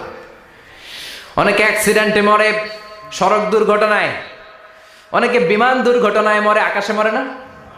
অনেকে পানিতে ডুবে মরে, অনেকে আগুনে পড়ে মরে, অনেকে ক্রস ফায়ারে মরে, আছে না নাই? আবার অনেকে রাত্রিবেলা বিছানায় ঘুমোতে যায়, সকালে আর ওঠে না। কত ধরনের মরণ। আল্লাহ তুমি আমাদেরকে ভালো মরণ দিও, ইমানি মরণ দিও। ইমানের পথে অবিচল থেকে আমার মরণ যেন হয়। ইমানের পথে অবিচল থেকে আমার মরণ যেন হয়। তোমারই কাছে মিনতি আমার, তোমারই কাছে মিনতি আমার, মহামহিম দয়াময়। ইমানের পথে অবিচল থেকে আমার মরণ যেন হয়। চিল্লায় পড়ে না আমিন। তার মানে কে কোথায় মরবো আমরা কেউ জানি নাকি? ওমা তাদরি নাফসুম বিআইয়ি আরদিন তামুত, কোন জায়গায় মরবা, কখন মরবা কেউ আমরা জানি না, কিন্তু মরবো সবাই জানি, ঠিক কি না? কুল্লু নাফসিন যায়িকাতুল মাউত, প্রত্যেকটি আত্মার মৃত্যুবরণ করতে হবে, এটা আমরা সবাই জানি। The most certain thing in life is death, but the most uncertain thing in our life is the time of death. এ জীবনের সবচেয়ে সুনিশ্চিত বিষয় হলো মরণ, সবচেয়ে অনিশ্চিত বিষয় হলো মরণের সময়। চিল্লায় এখন ঠিক কিনা? মরবো যে আমরা সবাই জানি, কিন্তু কোথায় মরবো আমরা কেউ জানি? জানি আমরা? সবাইকেই মরতে হয়, জন্মালেই মরতে হবে, চলে যেতে হবে, থাকা যাবে না। এটাই হলো পৃথিবীর পদ্ধতি। জীবনের সবচাইতে নির্মম ঘটনা হচ্ছে মরণ, সবচাইতে ভয়ঙ্কর অভিজ্ঞতা। কোন প্রাণীর জন্য সর্বোচ্চ এবং সবচাইতে ভয়ঙ্কর অভিজ্ঞতা হচ্ছে মৃত্যু। এবং এত ভয়ঙ্কর অভিজ্ঞতা, এই অভিজ্ঞতাটা কারো কাছে শেয়ার করে যাওয়া যায় না। মরার সময় কেউ বলে যেতে পারছিল আমার মরতে এমন লাগছে, কইতে পারছে? কেমন লাগছে বলতে পারে? বলা যায় না। তার আগেই চলে যেতে হয়। শৈশব, কৈশোর, যৌবন, বার্ধক্য, প্রৌঢ়ত্ব, হ্যাঁ, বয়সের ছাপ, কালো চুল দাড়ি সাদা হয়ে যাওয়া, দাড়ি চুলের শুভ্রতা, দুর্বলতা। This is the circle of life. ছোট্ট ছিলাম, বড় হলাম, সিঙ্গেল ছিলাম, ডাবল হলাম, তারপরে বাবা হলাম, তারপরে শ্বশুর হলাম, তারপরে নানা হলাম, তারপরে চলে যেতে হবে। This is the circle of life. চিল্লায় বলেন ঠিক কিনা? এই যে মুরব্বীরা, দাড়ি পাকা মুরব্বী যারা আছে, আপনারা কি মনে করছেন মায়ের পেট থেকে এরকম মুরব্বী হয়ে বেরিয়েছিল? কিরকম বের হয়েছিল? তারাও ওয়া ওয়া করেছে। এরাও ফিডার খাইতো, এই চাচারা খায় নাই? এরাও ফিডার খেত, এরাও মায়ের বুকের দুধ খেত, এরাও ছোট্ট বাচ্চাদের মতো গরমকালে পানির মধ্যে ডুবাইতো। স্কুল ফাঁকি দিয়ে বাচ্চারা ডুবায়, আছে না নাই? উখিয়াতে এরকম নাই? ছোট্ট বাচ্চা ছিল, বড় হলো, বার্ধক্যে উপনীত হলো। This is the circle of life. চলে যেতে হবে। বিশ্বনবী বললেন আমার উম্মতি মা বাইনা সিত্তিনা ইলা সাবঈন, আমার উম্মতের গড় বয়স হলো 60 থেকে 70। এই উম্মতের গড় বয়স কত? 60 থেকে 70। ওয়া আকাল্লুহুম মাইয়াজুজু যালিক, অল্প কিছু মানুষ আছে যারা 70-এর বেশি হায়াত পায়। এখানে 70-এর বেশি আছেন কারা? হাত তোলেন দেখি তো। কয়জন? একজন, দুইজন, তিনজন। মাশাআল্লাহ, আল্লাহ আরো হায়াত দেখ, আল্লাহ এদেরকে আরো হায়াত দারাজ করুক। চিল্লায় বলেন আমিন। তার মানে আমার উম্মতি মা বাইনা সিত্তিন ইলা সাবঈন। বিশ্বনবী বললেন এই উম্মতের গড় বয়স 60 থেকে 70, আর 70-এর বেশি হায়াত পাবে। ওয়া আকাল্লুহুম মাইয়াজুজু যালিক, 70-এর বেশি পাবে হাতে গোনা, গুনে বের করে ফেলা যায় একজন, দুইজন, তিনজন। বাকি সব 60-এর আগে নাই, ঠুস। চিল্লায় এখন ঠিক কিনা? বাংলাদেশের গড় হায়াত কত মানুষের? 60। বিশ্বনবীর কথার সাথে মিলে গেছে। চিল্লায় পড়েন সুবহানাল্লাহ। এই জন্য বিশ্বনবী বলেন এই যে মুরব্বীদের দাড়ি পাকে, এই যে রাস্তায় অ্যাক্সিডেন্ট হয়, এই যে ক্যান্সারে আক্রান্ত হয়ে লোকজন মারা যায়, তারপরেও কি টনক নড়ে না? এরপরেও কি বিবেকে ধরে না যে তোমাকে চলে যেতে হবে? আকসিরু যিকরা হাযিমিল লাযযাত, জীবনের সব সাতকে পাংশা করে দেয়, ওই মরণকে স্মরণ করো। মরণকে স্মরণ করলে জাহান্নাম বরণ করা লাগে না। চিল্লায় বলেন ঠিক কিনা? আবার আল্লাহ বললেন, গোলাম, স্পেশাল একজন ফেরেশতা আমি মরণের জন্য সিলেক্ট করলাম, নাম মালাকুল মাউত। তাকে আমরা আজরাইল বলে চিনি। এই মালাকুল মাউত তার বাহিনী নিয়ে নির্ধারিত টাইমে গোটা বিশ্বের সব মানুষের রূহ কবজ করে। অন টাইম নাকি দেরি করে? মালাকুল মাউত আগেও আসে না, পরেও আসে না। সুবহানাল্লাহ পড়েন। সাইয়েদনা সুলাইমান আলাইহিস সালাম জামানাতে ওনার এক ওয়াজির ছিল, মন্ত্রী। ওই মন্ত্রীকে নিয়ে উনি বৈঠক করতেন। ওনার সময় উনি মালাকুল মাউতের সাথে বৈঠক করতেন। শুনতেছেন? আপনাদের মনোযোগ আছে তো? উনি বৈঠকে বসেছেন, মালাকুল মাউতও বসা, ওয়াজিরও বসা। হঠাৎ মালাকুল মাউত ওয়াজিরের দিকে বড় বড় চোখ করে তাকাচ্ছে। বড় বড় চোখ করে তাকানোতে ওয়াজির ভয় পেয়েছে। হঠাৎ মালাকুল মাউত চলে গেল। ওয়াজির বলে, ও সুলাইমান আলাইহিস সালাম, এই যে লোকটা বড় বড় চোখ করে আমার দিকে তাকালো, এটা কে? সাইয়েদনা সুলাইমান বলে, হাদা মালাকুল মাউত। যে বর্ণনাটা বলছি এটা হাদিস না, এটা হচ্ছে ইসরাইলিয়া, জিউস ট্রেডিশন। কোরআন হাদিসের সাথে কোনো দ্বন্দ্ব নাই, তাই বর্ণনা করা যাবে। বিষ্ণু বলেছেন, বাল্লিগু আন্নি ওয়ালাউ আয়া। আবার বলেছেন, ওয়া হাদ্দিসু আন বনি ইসরাঈল ওয়ালা হারাজ। বনি ইসরাইলের ট্রেডিশন বর্ণনা করো, জিউস ট্রেডিশন বর্ণনা করো, এতে কোনো সমস্যা নাই। ওয়াজির বলে, ও সাইয়েদনা সুলাইমান, বড় বড় চোখ করে যে তাকালো লোকটাকে? সাইয়েদনা সুলাইমান বলে, হাদা মালাকুল মাউত, এটা মৃত্যুর ফেরেশতা। ওয়াজিরের কলিজায় পানি নাই। এটা কি ফেরেশতা? শুনে তো পিলে চমকে গিয়েছে। কয় কি? মালাকুল মাউত তো আমার চিনে ফেলাইছে, বাড়ি চিনে ফেলছে, আমার খবর আছে। সাইয়েদনা সুলাইমান আলাইহিস সালাম জিনদেরকে দিয়ে কাজ করাতেন, মেঘমালাকে দিয়ে কাজ করাতেন, বিশাল সিংহাসন নিয়ে পৃথিবীর প্রাচ্য থেকে পাশ্চাত্যে ঘুরে বেড়াতেন। সাইয়েদনা সুলাইমানকে ওয়াজির বলে, ও সুলাইমান, মেঘমালাকে আদেশ করে দেন, আমি আর এই ফিলিস্তিনের ভূখণ্ডে থাকতে চাই না। আকাশের মেঘমালার উপরে আমারে বসিয়ে দেন, আর বলে দেন আমারে নিয়ে যেন আকাশের মেঘমালা হিন্দুস্তানের ওই দূর পর্বতে রেখে আসে। আকসা আল হিন্দ, হিন্দের সবচেয়ে দূরবর্তী জায়গায় যেন আমার রেখে আসে।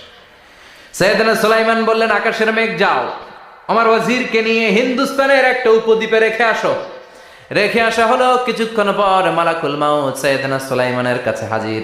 সাইয়েদনা সুলাইমান বললেন, ও মালাকুল মাউত, কই ছিলা? কই, একটু আগে হিন্দুস্তান থেকে আপনার ওয়াজিরের রূহ কবজ করে আসছি। সুবহানাল্লাহ পড়ে। এটা আবার কেমন কথা, তুমি ওইখানে গেলা কেন?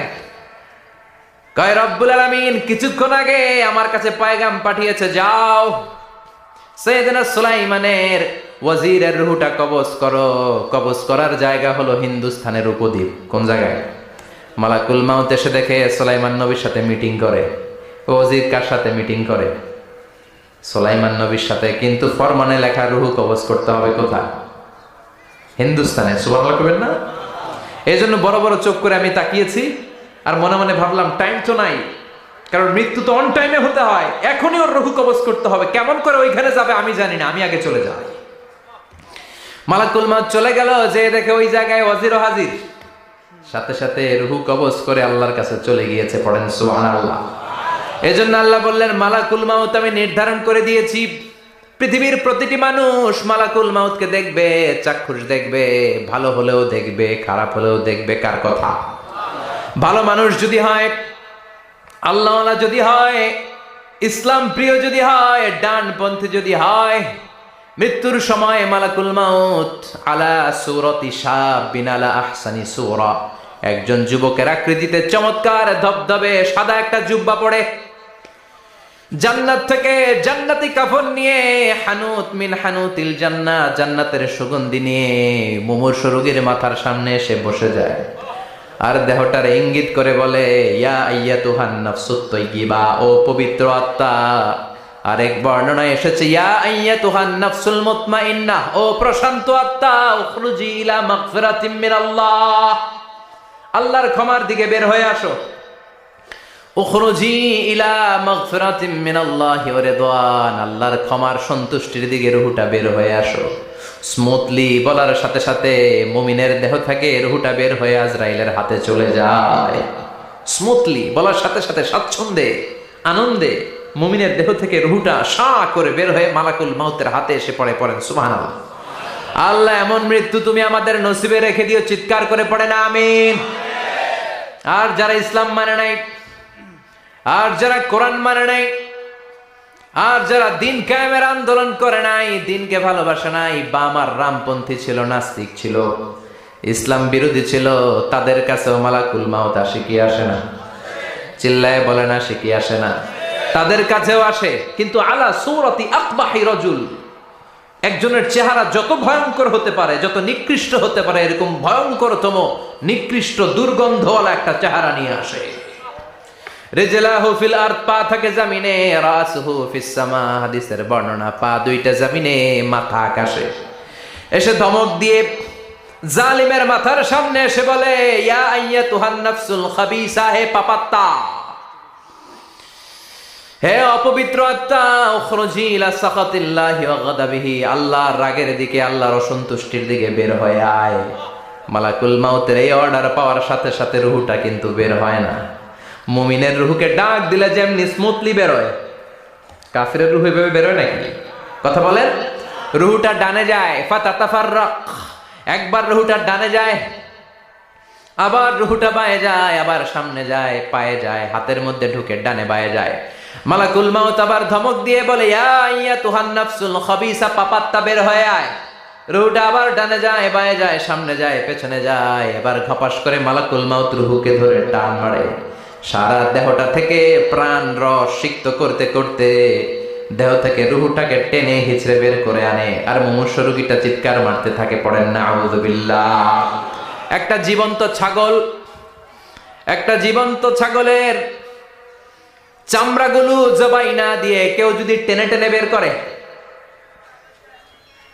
ছাগল জবাই হয় নাই কিন্তু চামড়া এক পাশ থেকে টেনে টেনে টেনে হিচড়ে আপনি গা থেকে বের করলে যত কষ্ট হয়, এর চেয়েও বেশি কষ্ট দিয়ে মালাকুল মাউত বামপন্থী আর কাফেরদের রুহুটা দেহ থেকে বের করে আনে, পড়েন না আউযু বিল্লাহ। আমাদের রুহুটা যেন আল্লাহ, মুমিনদের রুহু আপনি যেভাবে কবজ করান, ওইভাবে যেন আমাদের রুহুটা বের হয়ে আসে। আর জোরে পড়েন আমিন। এজন্য আল্লাহ বললেন, বাল তুসিরুনাল হায়াতাদ দুনিয়া ওয়াল আখিরাতু খায়রুন ওয়া আবকা। পাগলের মতো মোহাচ্ছন্ন হয়ে এই দুনিয়াটার পেছনে ছুটে বেড়াও, এই দুনিয়া আসল নয়, আখিরাত হলো আসল। চিল্লায় বলেন ঠিক কিনা? অস্থির, আমরা ব্যস্ত দুনিয়ার লোভে আর মোহে পড়ে আমাদেরকে যে মরতে হবে, চলে যে যেতে হবে, এটা ভাবার সময় আমাদের নাই। চিল্লাই কোন ঠিক কিনা? এজন্য বলা হয় মুতু ক্বাবলান তামুতু, মরার আগে একবার মরো। হাসিবু ক্বাবলান তুহাসাবু আলাইক, তোমার হিসাব কিয়ামতের দিন করার আগে তুমি তোমার হিসাব করো। জীবনে কি কি পাপ করেছি আমি জানি, আমার চেয়ে ভালো কেউ জানে না। চিল্লায় বলেন ঠিক কিনা? কি কি অন্যায় করেছি আমার হৃদয়ের মধ্যে কথাগুলো আছে না নাই? পৃথিবীর কেউ না জানলেও আমি জানি কি জানি না? পৃথিবী না জানুক আমি তো জানি, আমি কি পাপ করেছি হায়।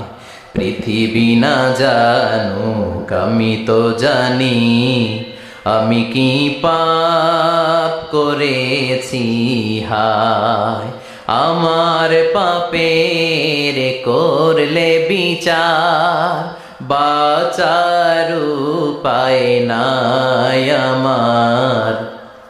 দয়াময় প্রভু মাফ করো আমায়, মাফ করো আমায়। পড়ে না আমি আর জোরে আমিন। এজন্য হাসিবু ক্বাবলা আন তুহাসাবু আলাইক, তোমার হিসাব বসার আগে নিজে হিসাব করো কি কি করলা। আসল মরণের দিন শটান হয়ে তো শুয়ে পড়ো ভাই, মরার আগে আরেকবার মরো। মরার আগে আরেকবার কি করবেন? কথা বলেন। মরার আগে কি করতে হবে? হঠাৎ একদিন বিছানায় শটান হয়ে শুয়ে যান, চক্ষুটা বন্ধ করেন, ভাবেন মরে গিয়েছেন। এই তোমার কুলমাউত চলে এসে রুহুটা নিয়ে গেল। আত্মীয় স্বজন চিৎকার চেঁচামেচি শুরু করে দিল, কান্নার রোল পড়ে গেল চারদিকে। মাইকের মধ্য দিয়ে, মসজিদের মাইকে অ্যানাউন্স হয়, অমুক এলাকার নিবাসী, অমুক ভাই আমাদের মধ্যে দুনিয়ায় নাই, তার জানাজা হবে এশার নামাজের পর, সবাই এসে রুহের মাগফিরাত করেন। সবাই আপনারে দেখতে আসবে, কেঁদে কেঁদে লোকজন আপনারে কবর দিতে আসবে, চিল্লায় বলেন ঠিক কি না?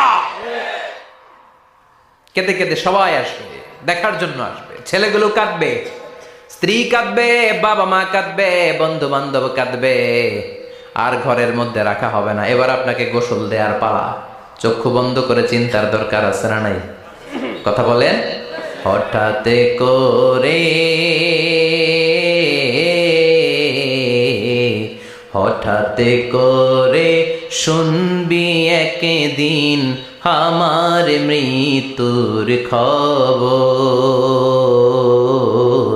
কেঁদে কেঁদে আসবে সবাই দিতে আমায় কবর, দিতে আমায় কবর। ঠিক কি না?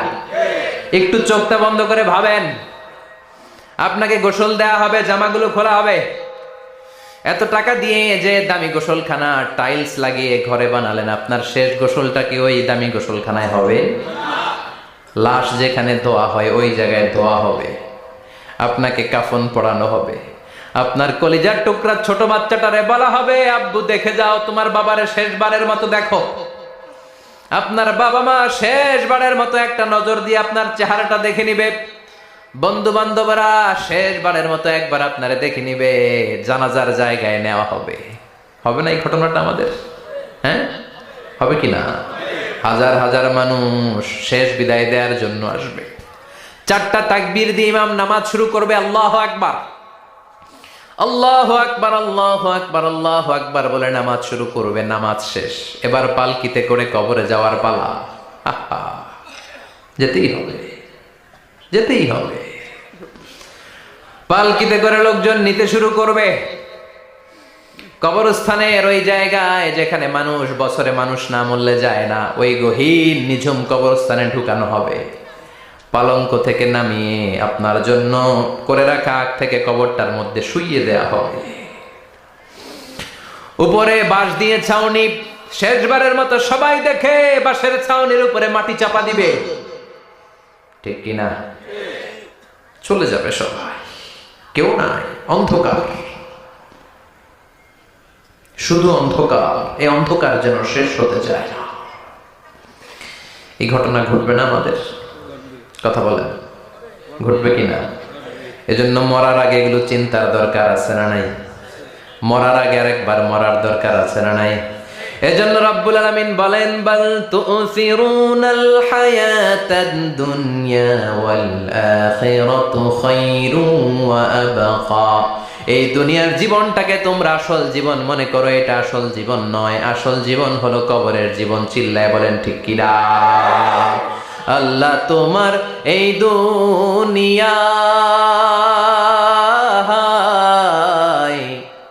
আল্লাহ তোমার এই দুনিয়ায় কেউ আসে কেউ চলে যায়, তবু তোমার ভয়ে কারো কাঁদে না হৃদয়। এই দুনিয়াতে আমার বদলে গেল মন। চারিদিকে দেখি শুধু সুখেরই স্বপন, ভাবলো না মন আল্লাহ ছাড়া,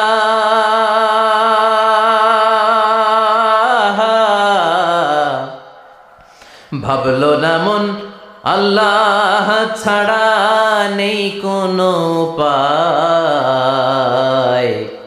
তবু তোমার ভয়ে কারো কাঁদে না হৃদয়। ঠিক কিনা? আসে আর চলে যায়। প্রতিদিন মাইকে অ্যানাউন্স শুনি, অমুক এলাকার অমুক লোক নাই। দাদা গেল, বাবা গেল, বড় ভাই গেল, আত্মীয় স্বজন গেল, আমাকেও যেতে হবে, এই চিন্তা মাথায় নাই। চিল্লা এখন ঠিক কিনা? এজন্য লাইফটা হলো one time, one chance. Second কোনো চান্স আপনাকে দেয়া হবে নাকি? কাফেররা বলবে, ইয়া রাব্বি আরেকটা সুযোগ দেন। লাউ আন্না লানা কাররা ইয়ানি মাররা, আল্লাহ আরেকটা সুযোগ যদি পেতাম দুনিয়াতে ভালো করে আসতাম।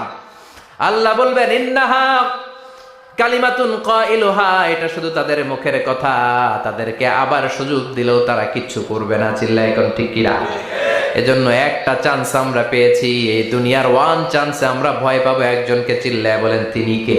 আল্লাহ। এজন্য যেতে আমাদেরকে হবে। এই মরণ থেকে পালানোর কোনো সুযোগ কেউ পালাতে পারে নাই। এই মরণ হলো আখিরাতের প্রবেশদ্বার। মরণ নামক পালকিতে চড়ে আমরা কবরের ভেতরে ঢুকি। মরণ হলো প্রথম পর্ব, কবর হলো দ্বিতীয় পর্ব। যেরকম ঠিক কিনা? এজন্য বিশ্বনবী বললেন, আল কবর রাউদাতুম মিন রিয়াদিল জান্নাহ আও হুফরাতুম মিন হুফারিন নার। কবর হলো কারো জন্য জান্নাতের বাগান, কারো জন্য জাহান্নামের গর্ত। আমরা বলি, আল্লাহ আমাদের কবরটারে জান্নাতের বাগান বানাও। আরো জোরে পড়েন আমিন। আবার বিশ্বনবী বললেন, ইন্নাল কবরা আউয়াল মানজিল মিন মানাজিলিল আখিরাহ। কবর হলো আখিরাতের মানজিলগুলোর প্রথম মানজিল। আখিরাতে একটার পরে একটা অনেকগুলো স্টেশন আপনাকে পার হতে হবে। প্রথম স্টেশনটার নাম হলো কবর। প্রথম স্টেশনের নাম কি? এই কবর নামক স্টেশনে যদি আপনি মাফ পেয়ে যান, সামনের সব স্টেশনগুলোতে মাফের ব্যবস্থা করবে কে? আল্লাহ। আর কবর নামক স্টেশনে যদি ধরা খেয়ে যান, আপনার মায়ের আছে না নাই? লাশটাকে যখন রাখা হয়, লাশটা চিনে কে আমারে রাখলো, কে আমাকে ধৌত করলো, কে আমারে কাফন পড়ালো। এজন্য বিশ্বনবী বলেছেন, মুমূর্ষের সামনে বসে বসে পড়ো, লা ইলাহা ইল্লাল্লাহু মুহাম্মাদুর রাসূলুল্লাহ। লাকিনু মাউতাকুম লা ইলাহা ইল্লাল্লাহ। মুমূর্ষের সামনে দাঁড়িয়ে দাঁড়িয়ে পড়ো, লা ইলাহা ইল্লাল্লাহ। এই লা ইলাহা হচ্ছে জীবিতদের জন্য কালিমা, আর আমরা মরার পরে এই জিকির করি। ঠিক না? আমাদের দেশের অনেক জায়গায় লাশ নিয়ে কবরে যাওয়ার সময় লা ইলাহা পড়ে না। না, এটা আগের জিকির, মরার আগের জিকির। মরার আগে আপনাকে অ্যানাউন্সমেন্ট দিতে হবে, আল্লাহ ছাড়া কোনো ইলাহ নাই, বিশ্বনবী হচ্ছেন শেষ নবী এবং রাসূল। চিল্লায় বলেন ঠিক কিনা? লাশটাকে যখন রেখে দেয়া হয়, বিশ্বনবী যত মানুষকে কবরে রেখেছেন তারপরে দাঁড়িয়েছেন আর বলেছেন, ইস্তাগফিরু লিআখিকুম, তোমার ভাইদের জন্য তোমরা দোয়া করো। ফাইন্নাহুল আনা ইউসআল, এখনই তাকে কবরে সওয়াল করা হবে। কবরে প্রশ্ন আসছে না নাই? কথা বলেন। বিশ্বনবী খাদিজাতুল কুবরা, ওনার প্রথম স্ত্রী খাদিজাতুল কুবরা তাহেরাকে কবরের মধ্যে রেখে দিয়ে কাঁদতে শুরু করলেন। চোখের পানি ছেড়ে অনেক দোয়া করলেন। দোয়া শেষে সব সাহাবারা ঘরে ফিরে যায়, বিশ্বনবী যায় না। সাইয়েদনা আবু বকর বললেন, ও নবী চলেন ঘরে যাই। অনেক তো দোয়া করলেন। বিশ্বনবী বললেন, আবু বকর তুমি যাও, আমি যাব না। এইটা সাধারণ মহিলা না, এটা বিপদের দিনের সঙ্গিনী খাদিজা। মক্কায় যখন আমার কেউ ছিল না, খাদিজা আমারে ভুলে নাই। 3 বছর কাফিররা আমাকে জেলখানায় বন্দি রেখেছে, নাম শিয়াবে আবি তালেবের জেলখানা। আমার স্ত্রী ওই জেলখানার জীবনেও আমারে ছাড়ে নাই। আমার সাথে 3 বছর খাদিজাও জেল খেটেছে। এই একটাই মহিলা, যেই মহিলাকে আল্লাহ আরশের উপর থেকে সালাম দিয়েছে, মহিলাটার নাম খাদিজা। আল্লাহু আকবার। আমার সব সন্তান আল্লাহ খাদিজার পেট থেকে দিয়েছে। ফাতেমাতুজ জোহরা খাদিজার মেয়ে, জাইনাব খাদিজার মেয়ে, উম্মে কুলসুম খাদিজার মেয়ে, রুকাইয়া খাদিজার মেয়ে, আবুল কাসেম বিশ্বনবীর ছেলে খাদিজার ছেলে, আব্দুল্লাহ যাকে তাইয়্যিব এবং তাহের নামে আমরা চিনি, সেও খাদিজার ছেলে। সুবহানাল্লাহ। ও আবু বকর, আমার এই কলিজার টুকরা প্রিয়তমা খাদিজারে রেখে দিয়ে কেমনে বাসায় যায়? তুমি যাও, আমি দাঁড়িয়ে থাকবো। এখনই মুনকার নাকির এসে খাদিজারে প্রশ্ন করবে, আমি দেখবো খাদিজা উত্তর দিতে পারে কিনা। আর প্রশ্নের উত্তর যদি ভুল করে ফেলে, কবরের উপর থেকে আমি নিজে প্রশ্নের উত্তর দিয়ে দেব। সাইয়েদনা জিবরাইল বললেন, নবী আপনার আর দাঁড়িয়ে থাকার দরকার নাই, আবু বকরের সাথে ঘরে চলে যান। আল্লাহ জানিয়ে দিয়েছে, খাদিজার কবরের প্রশ্নে যদি কোনো সমস্যা হয়, আরশের উপর থেকে খাদিজার প্রশ্নের জবাব আল্লাহ নিজে দিয়ে দিবে। এজন্য কবরের আযাব থেকে বিশ্বনবী পানাহ চেয়েছেন। বিশ্বনবী বলেছেন, আল্লাহুম্মা ইন্না নাউযু বিকা মিন আযাবিল কবর।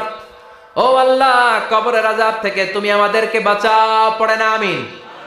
কবরে মুমিনদেরকে 4টা প্রশ্ন করা হবে, কাফিরদেরকে 3টা প্রশ্ন। চিৎকার করে বলেন, মুমিনের প্রশ্ন কয়টা? আর জোরে বলেন। প্রথম প্রশ্ন, মার রব্বুক, তোর রবের নাম কি? আমরা কি বলবো? আল্লাহ আমারে রব, এই রবি আমার সব, দমে দমে তনু মনে তারি অনুভব। আল্লাহ আমারে রব, এই রবি আমার সব। পড়েন আমিন। দ্বিতীয় প্রশ্ন আমার দিন, উত্তর দিনের নাম কি, ধর্মের নাম কি? তৃতীয় প্রশ্ন মান হাযার রাজুল, এই লোকটাকে কে? আমরা বলবো মুহাম্মদ সাল্লাল্লাহু। তিনটা প্রশ্নের উত্তর যখন আপনি কবরে করে দিতে পারবেন, অতিরিক্ত একটা প্রশ্ন ওয়ামা ইলমুক, এই যে তিনটা প্রশ্নের উত্তর পাল্লা, কেমন করে উত্তর জানলা? কোত্থেকে শিখেছো? নকল করে আনছো কাফনের কাপড়ে? পরীক্ষার হলে নকল আছে না নাই? হাতে নকল আছে না? পায়ে নকল, মোজার ভিতরে নকল আছে না নাই? মোবাইলে নকল আছে না নাই? নকল থেকে আল্লাহ তুমি বাঁচাও। আরো আসতে কোন আমি। কিভাবে জানলা? কেমন করে তিনটা প্রশ্নের উত্তর শিখলা?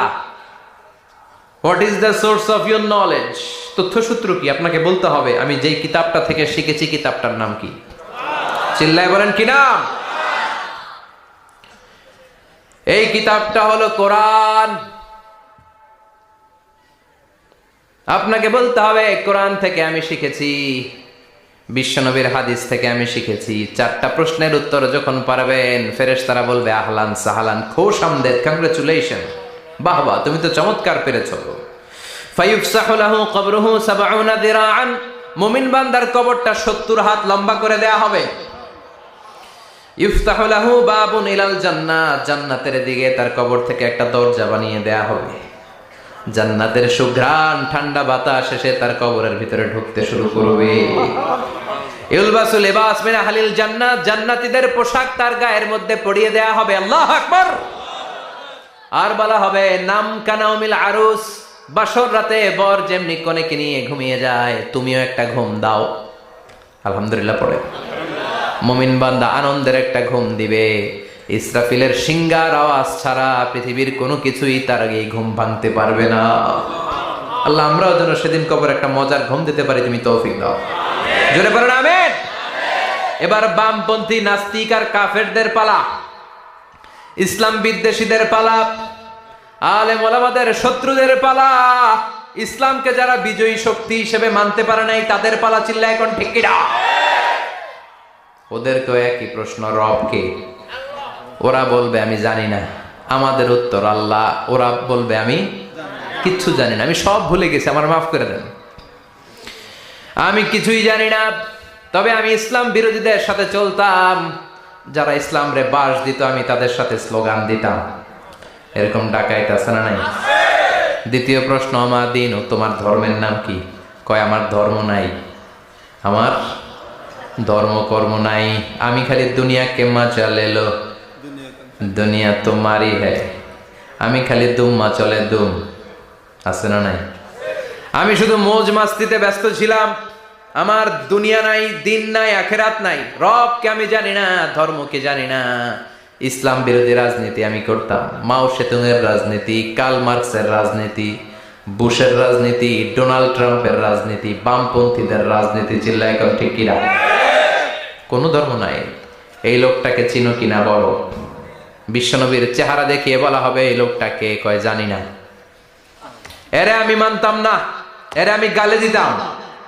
এরকম জাহান্নামের নরকীট আর পিতৃ পরিচয়হীন জারদ সন্তান বাংলার দেশেও আছে না নাই? এই মহামানবটাকে গালি দিয়ে পৈশাচিক আনন্দ পায়। পত্রিকায় লিখে, ব্লগের মধ্যে লিখে, ইন্টারনেটে কার্টুন বানিয়ে বানিয়ে পৈশাচিক ফুর্তি করে। এগুলো জাহান্নামের কীট, এগুলো জারদ সন্তান, বাপ মায়ের ঠিক নাই। চিল্লা এখন ঠিক কিনা? আমার নবীরে যারা গালি দেয় এগুলোর বাপ মায়ের ঠিক আছে?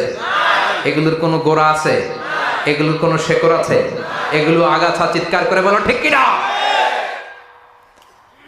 বলবে আমি জানি না। ফেরেশতারা বলবে দাঁড়া, আমরা জানি। তোর সাথে কেমন আচরণ করতে হবে আমাদেরকে ট্রেনিং দিয়েছে কে? এবার শুরু হবে মাইর। কি শুরু হবে? কথা বলেন। মাইর। ফায়ুদরাবু বিমা তারিকা মিন হাদিদ, লোহার হ্যামার দিয়ে শুরু হবে মাইর। এক একটা হ্যামারের বাড়িতে মাথাটা ফেটে চূর্ণ বিচূর্ণ হয়ে যাবে, দেহটা জামিনের ভেতরে ৭০ গজ ডুবে যাবে, দেবে যাবে। ওর চিৎকারে কবরস্থানটাও থারথার করে কাঁপবে। আবার জামিনকে বলা হবে ইলতাইমি, চাপা দে। জামিনে ঢুকে যাওয়ার পরে জামিনের এপাশ থেকে একটা চাপা, মাটি চাপা, বাম দিক থেকে মাটি চাপা। দুই চাপায় ডান দিকের পাজর বায়ে চলে যাবে, বাম দিকের পাজর ডানে চলে আসবে, ওর চিৎকারে কবরস্থানটা থার থার করে কাঁপবে। আল্লাহ, এই ধরনের পরিস্থিতি থেকে তুমি আমাদেরকে বাঁচাও। আরো চিৎকার করে বলে না আমিন। এই জন্য কবরের এই প্রস্তুতি নেওয়ার দরকার আছে না নাই? কোরআনের পক্ষে থাকার দরকার আছে না নাই? ইসলামের পক্ষে থাকার দরকার আছে না নাই? ইসলামী আন্দোলনের সাথে থাকার দরকার আছে না নাই? ইসলামের বিজয় চাওয়ার দরকার আছে না নাই? যে লোক ইসলামের বিজয় চায় না, যে লোক চায় না ইসলাম দিয়ে দেশ শাসিত হোক, যে লোক চায় না কোরআনটা সংসদ ভবনে নেতৃত্ব দেখ, তার অন্তরে ঈমান থাকতে পারে নাকি? চিল্লায় বলেন পারে? যে ঈমান প্রয়োজনে জ্বলে ওঠে না, যে ঈমান সত্য ন্যায়ের কথা বলে না, যে ঈমান প্রয়োজনে জ্বলে ওঠে না, যে ঈমান সত্য ন্যায়ের কথা বলে না, যে ঈমান বাস্তবে নাই, যে ঈমান অন্তরে নাই, মুখে শুধু ফাঁকা বলি, কি করে তারে বলো ঈমানে বলি, কি করে তারে বলো ঈমানে বলি, কি করে তারে বলো ঈমানে বলি। ঠিক কি না? যে ঈমান দিন কায়েমের আন্দোলনের ধার ধারে না, যে ঈমান লেবাসধারী কোরআন হাদিস তাও পড়ে না, যে ঈমান খাজার নামে মাজার করে ফুলুস কামায়, আছে না নাই? উখিয়াতে নাই? উখিয়াতে মাজার আছে নাকি? সাগর পারে এগুলো থাকে? এগুলোর সাথে ইসলামের সম্পর্ক আছে? কথা বলেন আছে?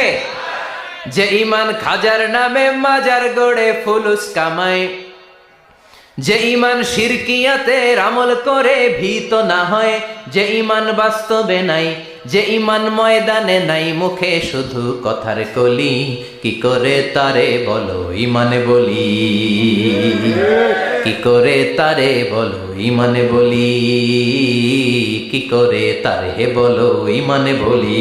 চিল্লায় বলেন ঠিক কি না? এজন্য ঈমানের দাবি হচ্ছে অন্যায়কে প্রতিরোধ করতে হবে, হকের পক্ষে থাকতে হবে।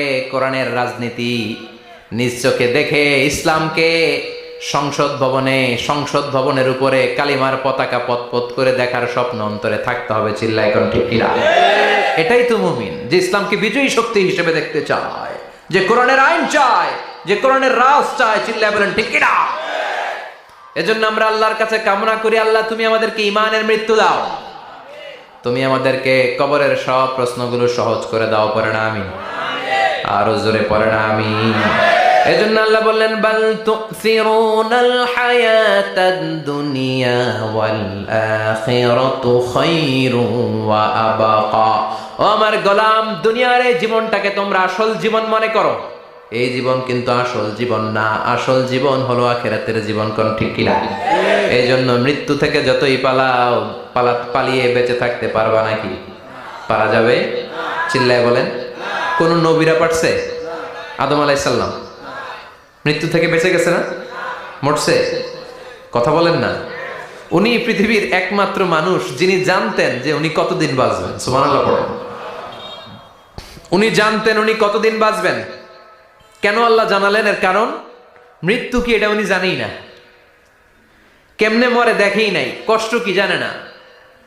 আমরা আমাদের দাদাকে মরতে দেখেছি, বাবাকে মরতে দেখেছি, মামাকে মরতে দেখেছি, মরণের কত কষ্ট আমরা দেখি। এজন্য ভয় আছে না নাই?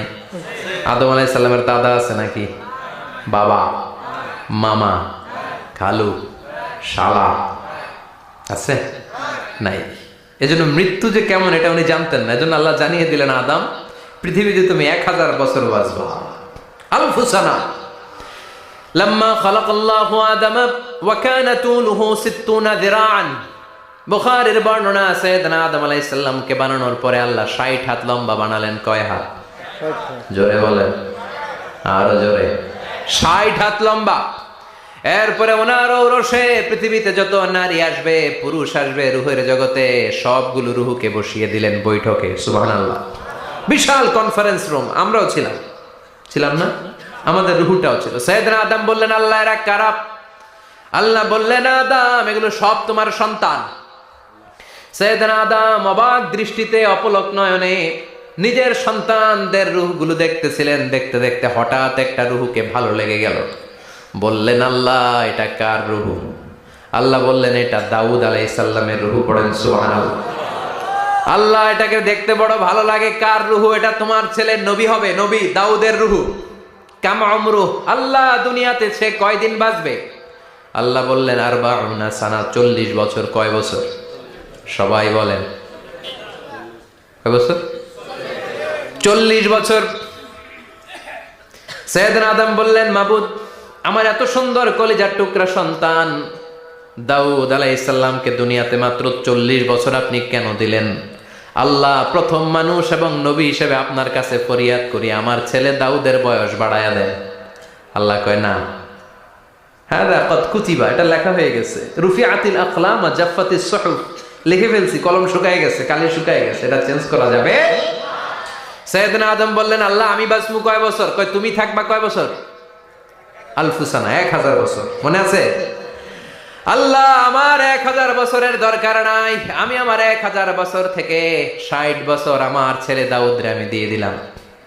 আদম আলাইহিস সালামের 1000 বছর থেকে 60 বছর যদি দান করে দেয়, ওনার আর কত রইল?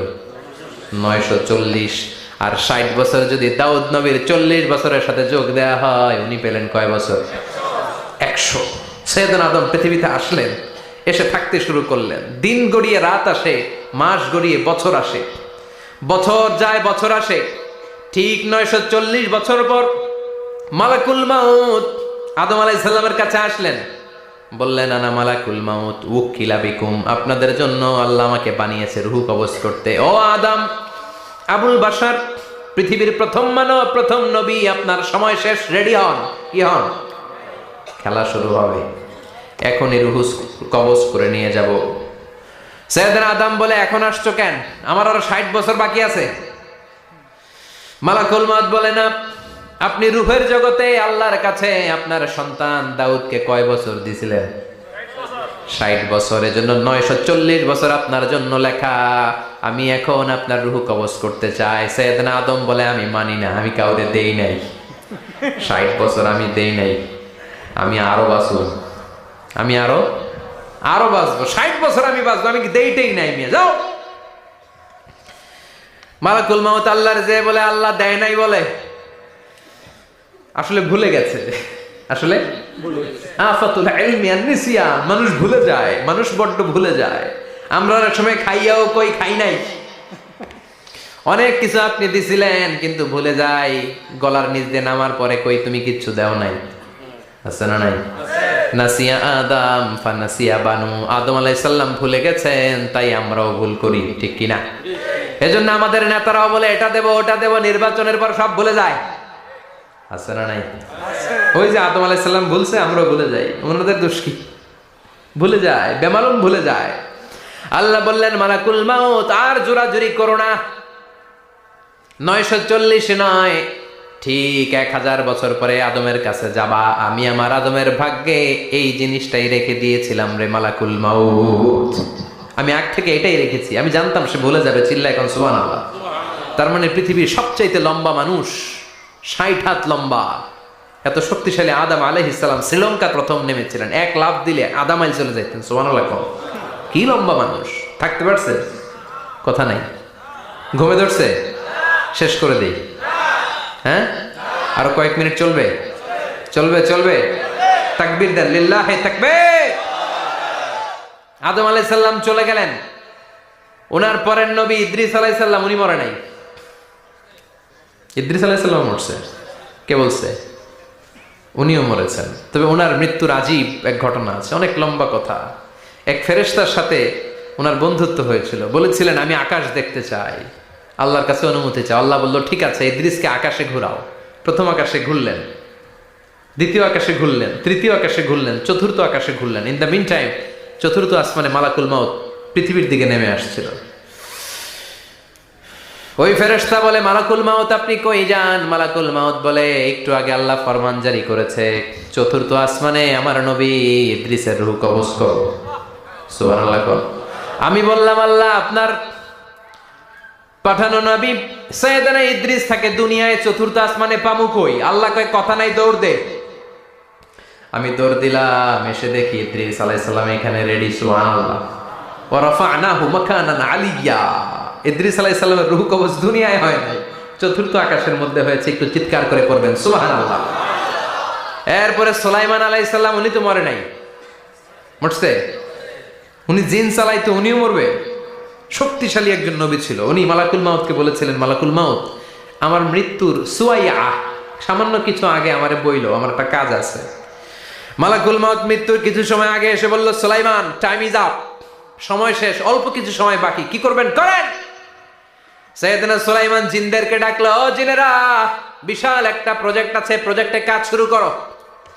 আর কিছু জিনকে বলল, চারদিকে গ্লাস ফিটিং করা একটা রুম বানাও। সাইয়েদনা সুলাইমান আলাইহিস সালাম গ্লাস ফিটিং করা রুমের ভেতরে ঢুকলেন। এই রুমে ঢুকার দরজা নাই, হাতে একটা লাঠি নিলেন। কি নিলেন?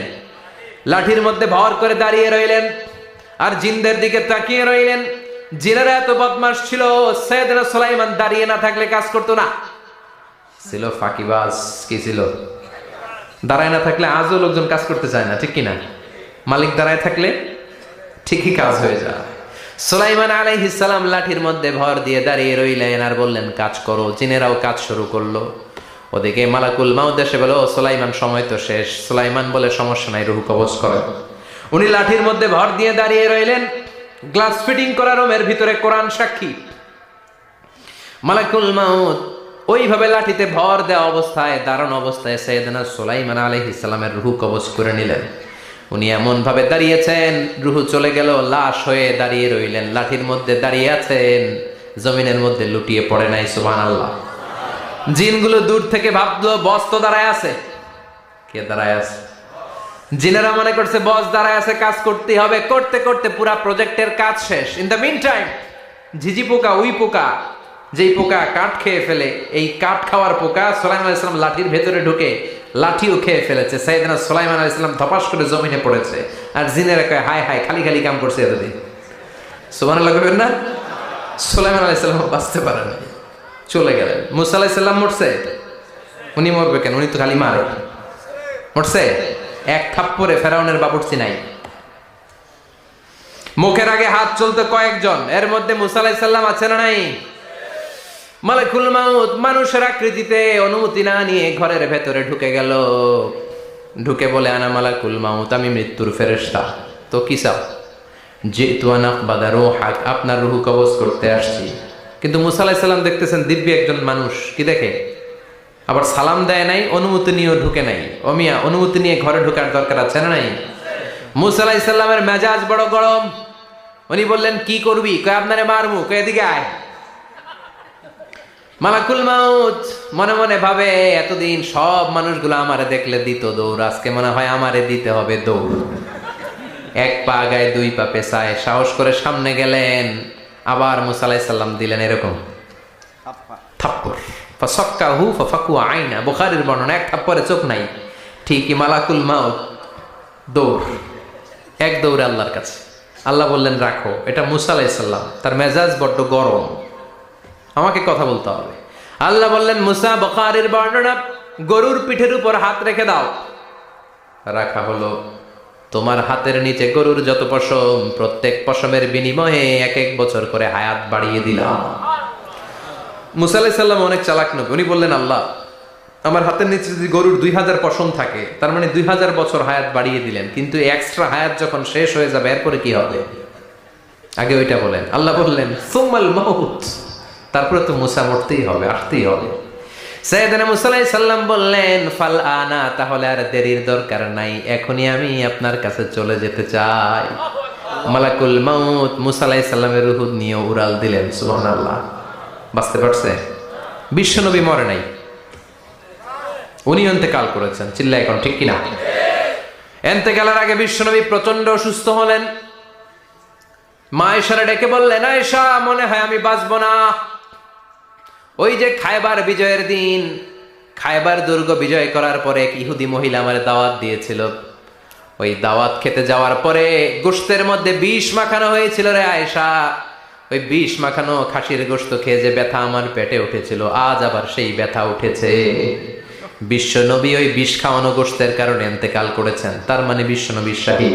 জামা আল্লাহু বাইনা নবুওয়া ওয়া শাহাদা, আল্লাহ বিশ্ব নবীকে শুধু নবী বানায় নাই, শহীদ হিসেবে কবুল করেছে। সুবহানাল্লাহ কইবেন না? প্রচন্ড অসুস্থ, উনি ছাড়া মসজিদে নববীতে কেউ ইমামতি করার সাহস পায় না। বিশ্বনবী বললেন আবু বকর তুমি যাও, আবু বকরও যায় না। বিশ্বনবী বললেন পানি আনো, বিশ্বনবী পানি দিয়ে ওযু করলেন, ওযু করে কয়েকজন সাহাবীকে ধরে উঠতে চাইলেন, আবার ধপাস করে বেহুশ হয়ে পড়ে যায়।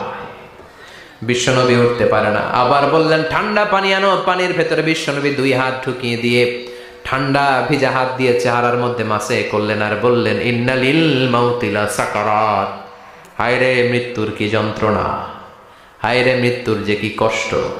ও মিয়া, বিশ্বনবী যদি মৃত্যুর কষ্টে কাতরায়, আমাদের অবস্থা কি? আমাদের নসিবে কি আছে? আল্লাহ তুমি বাঁচাও, পড়ে না আমি। বিশ্বনবী কাঁদছেন, সাহাবারা একের পর এক দেখতে আসে, কান্নার রোল পড়ে গেল চারদিকে। বিশ্বনবীর কলিজার টুকরা নয়নের পুটুলি সাইয়্যিদাতুনা ফাতিমা বিশ্বনবীর কান্না সহ্য করতে পারে না। বিশ্বনবীকে ধরে মা ফাতিমা, সাইয়্যিদাতুনা ফাতিমা বিলাপ করা শুরু করে দিলেন, চিৎকার দিয়ে কান্নাকাটি শুরু করে দিলেন আর বললেন ওয়া কুরবাবা, ওয়া কুরবাবা, হায় হায় আমার বাবার কি কষ্ট, আহা আমার বাবার কি কষ্ট হচ্ছে।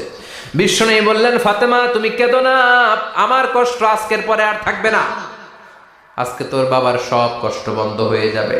কি যেন কানে কানে বললেন, ফাতেমা আরো কেঁদে দিল, আবার কানে কানে কি যেন বললেন, ফাতেমা হেসে দিল। বিশ্বনবীর ইন্তেকালের অনেক পর মা আয়েশার কাছে ফাতেমা বললেন আমি যখন প্রথমে কেঁদেছিলাম আব্বা বলেছিল আমি আর বাঁচব না রে ফাতেমা, আবার কানে কানে একটা কথা বলার পরে হেসেছিলাম, আব্বা বলেছিল আমার পরে আমার পরিবার বর্গের মধ্য থেকে সর্বপ্রথম তোমার সাথে আমার দেখা হয়ে যাবে রে ফাতেমা। অল্প কয়েক মাসের ব্যবধানে সাইয়্যিদাতুনা ফাতেমা উনিও ইন্তেকাল করলেন। বিশ্বনবী শোয়া থেকে উঠতে পারে না, এক সাহাবীকে দেখলেন মেসওয়াক করছে, বিশ্বনবী মেসওয়াকের দিকে তাকিয়ে রইলেন, বিশ্বনবীর নিথর দেহটা পড়ে আছে। আয়েশারা যে বলবে আয়েশা মেসওয়াক দাও, বলতে পারে না। মা আয়েশা বুঝতে পেরে মেসওয়াক আনলেন, বিশ্বনবীকে মেসওয়াক করিয়ে দিলেন। এবার বিশ্বনবী বললেন ও আবু বকর শোনো, আল্লাহ আমাকে অপশন দিয়েছে। কি দিয়েছে? আল্লাহ বলেছে নবী আজীবন থাকতে চাইলে থাকেন, আর আসতে চাইলে চলে আসেন। আমি থাকতে না চেয়ে আল্লাহর কাছে চলে যাওয়ার ইচ্ছা করলাম। সাইয়েদনা আবু বকর কান্না জুড়ে দিলেন। বিশ্বনবী বললেন আসসালাত আসসালাত, ও আমার উম্মতেরা নামাজ তরক করো না। ইন্তেকালের আগে বললেন নামাজ ছেড়ে দিও না, আর বললেন ওয়ামা মালাকাত আইমানুকুম, তোমাদের অধীনস্থ কর্মচারীদের সাথে খারাপ আচরণ করো না, ঘাম শুকানোর আগে পয়সা দিয়ে দিও। আর হাত দুটো উঁচু করে বললেন আল্লাহুম্মা ইলার রাফিকিল আলা, ও আল্লাহ আমি আপনার কাছে যেতে চাই। এই কথাটা বলে বিশ্বনবীর হাত দুইটা ধপাস করে জমিনে পড়ে গেল, বিশ্বনবীও চলে গেলেন। থাকতে পেরেছে কেউ? চিল্লায় বলেন। এজন্য আমরা আল্লাহর কাছে ঈমানি মৃত্যু চাই। কি মৃত্যু? আমরা উত্তম মৃত্যু চাই। চিল্লায় বলেন কি মৃত্যু? এজন্য মরণের আগে ঈমান নিয়ে মরার দরকার আছে না নাই? বিশ্বনবী দোয়া করতেন আল্লাহুম্মা রযুকনা হুসনাল খাওয়াতিম, ও আল্লাহ আমাদের শেষটা যেন ভালো হয়। শেষ কথা বলি, এদিকে তাকা, মনোযোগ আছে? বলতেন আল্লাহুম্মা রযুকনা হুসনাল খাওয়াতিম, ও আল্লাহ আপনি আমাদেরকে ঈমানের মৃত্যু দেন, আমাদের শেষটা ভালো করেন, কারণ সব ভালো তার শেষ ভালো। জানেন না এটা আপনারা? সব ভালো তার শেষ ভালো। আজীবন ইসলামের পক্ষে, আজীবন নামাজি মুত্তাকি, মরার আগে কাফের হয়ে মরে, এরকম আছে না নাই? মরার আগে শাহবাগের মঞ্চে উঠে ভাষণ দেয়, ভাইয়েরা আমার, আছে না নাই? আবার আজীবন কাফের, ইসলামের বিরোধী, ইন্তেকালের আগে কালিমা পড়ে সব মাফ করায়, আছে না নাই? বিশ্বনবীর শ্বশুর আবু সুফিয়ান, নাম শুনছেন? বদরের যুদ্ধে বিশ্বনবীর বিরুদ্ধে, মক্কায় বিশ্বনবীরে ঘুমাতে দেয় নাই, উহুদের যুদ্ধে বিশ্বনবীর সাথে ফাইট, খন্দকের যুদ্ধে বিশ্বনবীর সাথে মারামারি, আহজাবের যুদ্ধে কিলাকিলি, সারাটা জীবন বিশ্বনবীর সাথে মারামারি, মক্কা বিজয় কালিমা পড়ে মুসলমান হয়েছে। গোটা জীবনে যা অন্যায় করেছে সব মাফ করে দিয়েছে কে? এজন্য আমরা আল্লাহরে বলি আল্লাহ কালিমাটা পড়তে পড়তে যেন আমরা মরতে পারি, চিৎকার করে পড়ে না আমিন। জিহাদের ময়দানে এক সাহাবা যুদ্ধ করতে লাগলেন, বুখারীর বর্ণনা, যুদ্ধ করতে করতে কাফেরদেরকে মারতে মারতে, হাদিসের ভাষ্য লা ফাযা ওয়ালা শাযা ইল্লা ইয়াদরিবুহা বিসাইফি, তার সামনে যত কাফের আসে সে কচুকাটা করে। অন্য সাহাবীরা খুশি হয়ে যায়, অন্য সাহাবীরা বলে আজকের সব সওয়াব এই সাহাবী পেয়ে যাবে। কিন্তু বিশ্বনবী হঠাৎ করে একটা কথা বললেন, ওই কথা শুনে সাহাবীরা অবাক। বিশ্বনবী বললেন হুয়া ফিন্নার, ও জাহান্নামে যাবে। কই যাবে? জিহাদের ময়দানে এক মুজাহিদ সাহাবী কাফিরদেরকে মেরে শেষ, কিন্তু বিশ্বনবী বললেন কই যাবে? কথা কয় না। এক সাহাবী কয় ঘটনা কি? এত বড় মুজাহিদ ফি সাবিলিল্লাহ কেন জাহান্নামে যাবে? আমি লুকিয়ে লুকিয়ে দেখি। লুকিয়ে লুকিয়ে ওই সাহাবী দেখে মুজাহিদ সাহাবী যুদ্ধ করতে করতে কাফিরদের বিশাল একটা ঘাটির ভেতরে ঢুকে গেল। মারতে মারতে মারতে মারতে হঠাৎ এক কাফেরের আঘাতে এই মুজাহিদ সাহাবীর ডান হাতটা কাটা পড়ে গেল। এবার ডান হাত দিয়ে ফিনকি দিয়ে রক্ত বের হতে শুরু করলো। মুজাহিদ সাহাবী আর যন্ত্রণা সহ্য করতে পারে না। যন্ত্রণা সহ্য করতে না পেরে কাতরাতে কাতরাতে নিজের হাতের ছুরিটাকে জমিনের মধ্যে গেড়ে দিয়ে ছুরির উপর ঝাঁপিয়ে পড়লো। পেটের এই দিক দিয়ে ঢুকে ওপাশ দিয়ে বের হয়ে গেল, এফার ওফার হয়ে গেল, মানে আত্মহত্যা করলো। ঠিক কি না? জাহান্নামী না? কথা কম। লুকিয়ে লুকিয়ে যে সাহাবা দেখেছে চিৎকার দিয়ে বিশ্বনবীর কাছে যেয়ে বলে আশহাদু আন্নাকা রাসূলুল্লাহ, ও নবী আপনি যে আসল নবী কোনো সন্দেহ নাই, আমি লুকিয়ে লুকিয়ে দেখেছি। ওই মুজাহিদ সাহাবা বেঁচে নাই, সে কাফেরের আঘাতে শহীদ হয় নাই, নিজের পেটে নিজে ছুরি ঢুকিয়ে আত্মহত্যা করেছে। আজীবন বিশ্বনবীর সাথী, মরার আগে জাহান্নামী। আমরা কেউ জানি না আমাদের শেষটা কেমন হবে, এজন্য আমাদের শেষটা ভালো হোক। ভেরি সেন্সিটিভ ইস্যু, আমাদের শেষটা ইমানের হোক। এখন যেমনি মাথা ঠিক আছে, বুদ্ধিমত্তার সাথে শাহাদাত বাক্যের উপর যেন আমরা মরতে পারি, আমরা পড়ি আমিন। চিল্লায় পড়েন আমিন। কি করে বুঝবেন মৃত্যুটা ভালো হলো? এক নাম্বার আলামত আন-নুতকু বিশ-শাহাদা, মরার আগে আওয়াজ করে জিকির করে কেউ যদি পড়তে পারে লা ইলাহা ইল্লাল্লাহু মুহাম্মাদুর রাসূলুল্লাহ সাল্লাল্লাহু, এটা হচ্ছে আলামাতু হুসনিল খাতিমা। আপনার মৃত্যুটা যে ভালো মৃত্যু হয়েছে এটার আলামত। কি মৃত্যু? সবাই বলেন ভালো মৃত্যু আমরা চাই কি চাই না? ভালো মৃত্যুর এক নাম্বার আলামত কালিমা পড়ে যদি মরতে পারে। বিশ্বনবী বলেন মান কানা আখিরু কালামিহি লা ইলাহা ইল্লাল্লাহ, যে ব্যক্তির সর্বশেষ কথাটা হবে, বাক্যটা হবে লা ইলাহা ইল্লাল্লাহ, দাখালাল জান্নাহ, সে জান্নাতি হয়ে যাবে। সুবহানাল্লাহ পড়ে। এরপরে বিশ্বনবী বললেন আল মুমিনু ইয়ামুতু বিজাবি ইরকিল জাবিন, মুমিন যখন মারা যায় তার কপাল ঘেমে যায়। সুবহানাল্লাহ পড়েন। হাত ঘামে না, পা ঘামে না, মুমিনের কপাল ঘামে। সুবহানাল্লাহ। এজন্য কেউ মারা গেলে কপালের মধ্যে হাত দিবেন, দেখবেন ওই ঘামের মধ্যে একটা জান্নাতি ঘ্রাণ আছে। সুবহানাল্লাহ। আল্লাহ আমরা যখন মরে যাব আমাদের কপালটা যেন এরকম ঘেমে যায়। আমিন পড়েন আর জোরে আমিন। আল মুমিনু ইয়ামুতু বিআরাকিল জাবিন, মুমিন মারা গেলে তার কপাল ঘামে। কপাল ঘামলে বুঝতে হবে এটা ভালো মৃত্যু, ইমানি মৃত্যু। চিল্লায় বলেন ঠিক কিনা?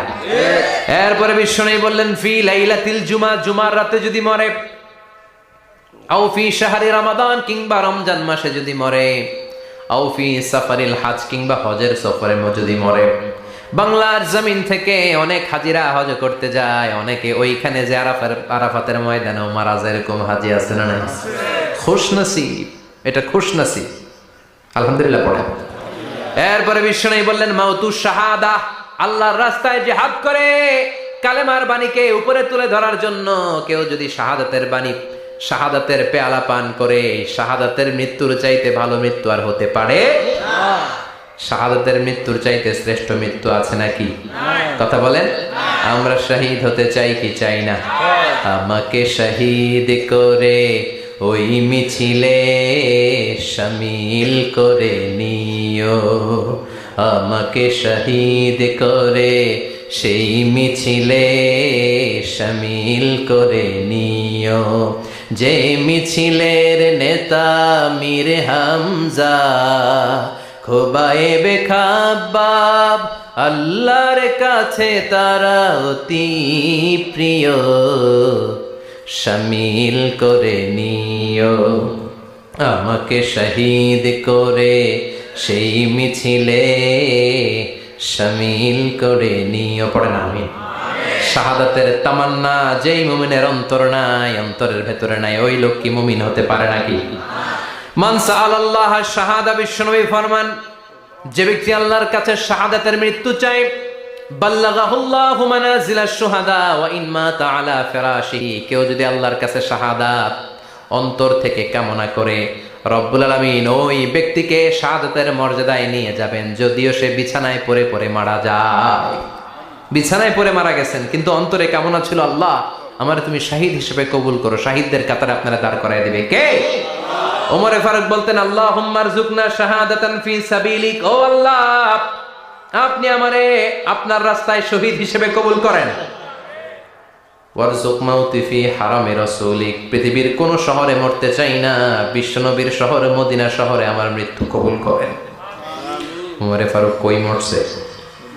কথা কম। ফজরের জামাতে ইমামতি করতে গিয়েছেন,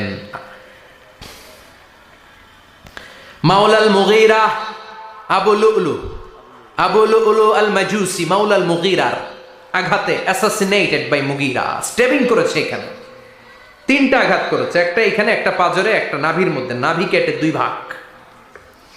ওনাকে খাবার দেয়া হলো নাবিজ, দুধ মাখানো নাবিজ। ওই নাবিজের দুধ নাভি দিয়ে বের হয়ে যায়। উনি বললেন, কে মেরেছে আমাকে? বলল, অগ্নি উপাসক। শুকরিয়া করে বললেন, আল্লাহ আমারে কোনো মুসলিম মারে নাই, কোনো মুমিন মারে নাই। উনি বেহুশ ছিলেন, হুশ ফিরে সবাই রে বললেন, আসল্লান নাস, ফজরের যেই নামাজটা আমার ইমামতিতে শুরু হয়েছে, 1 রাকাতের পর আমাকে মারা হলো। এবার আমাকে বলো, আমার নেতৃত্বে যে নামাজটা শুরু হয়েছে, নামাজটা ঠিক মতো হয়েছে কিনা? সুবহানাল্লাহ। আমারে কে মারলো?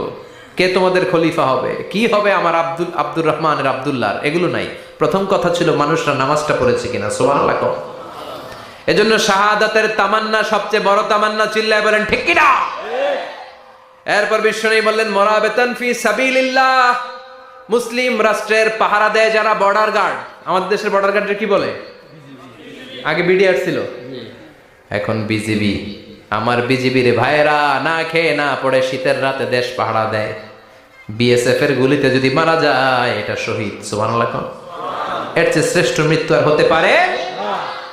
এরপরে আল মাউতু আলা আমালিন সালেহ, কোন ভালো কাজের উপর মরণ। নামাজে সেজদা দিয়েছে, সেজদা অবস্থায় অনেকে চলে যায়, এরকম আছে না নাই?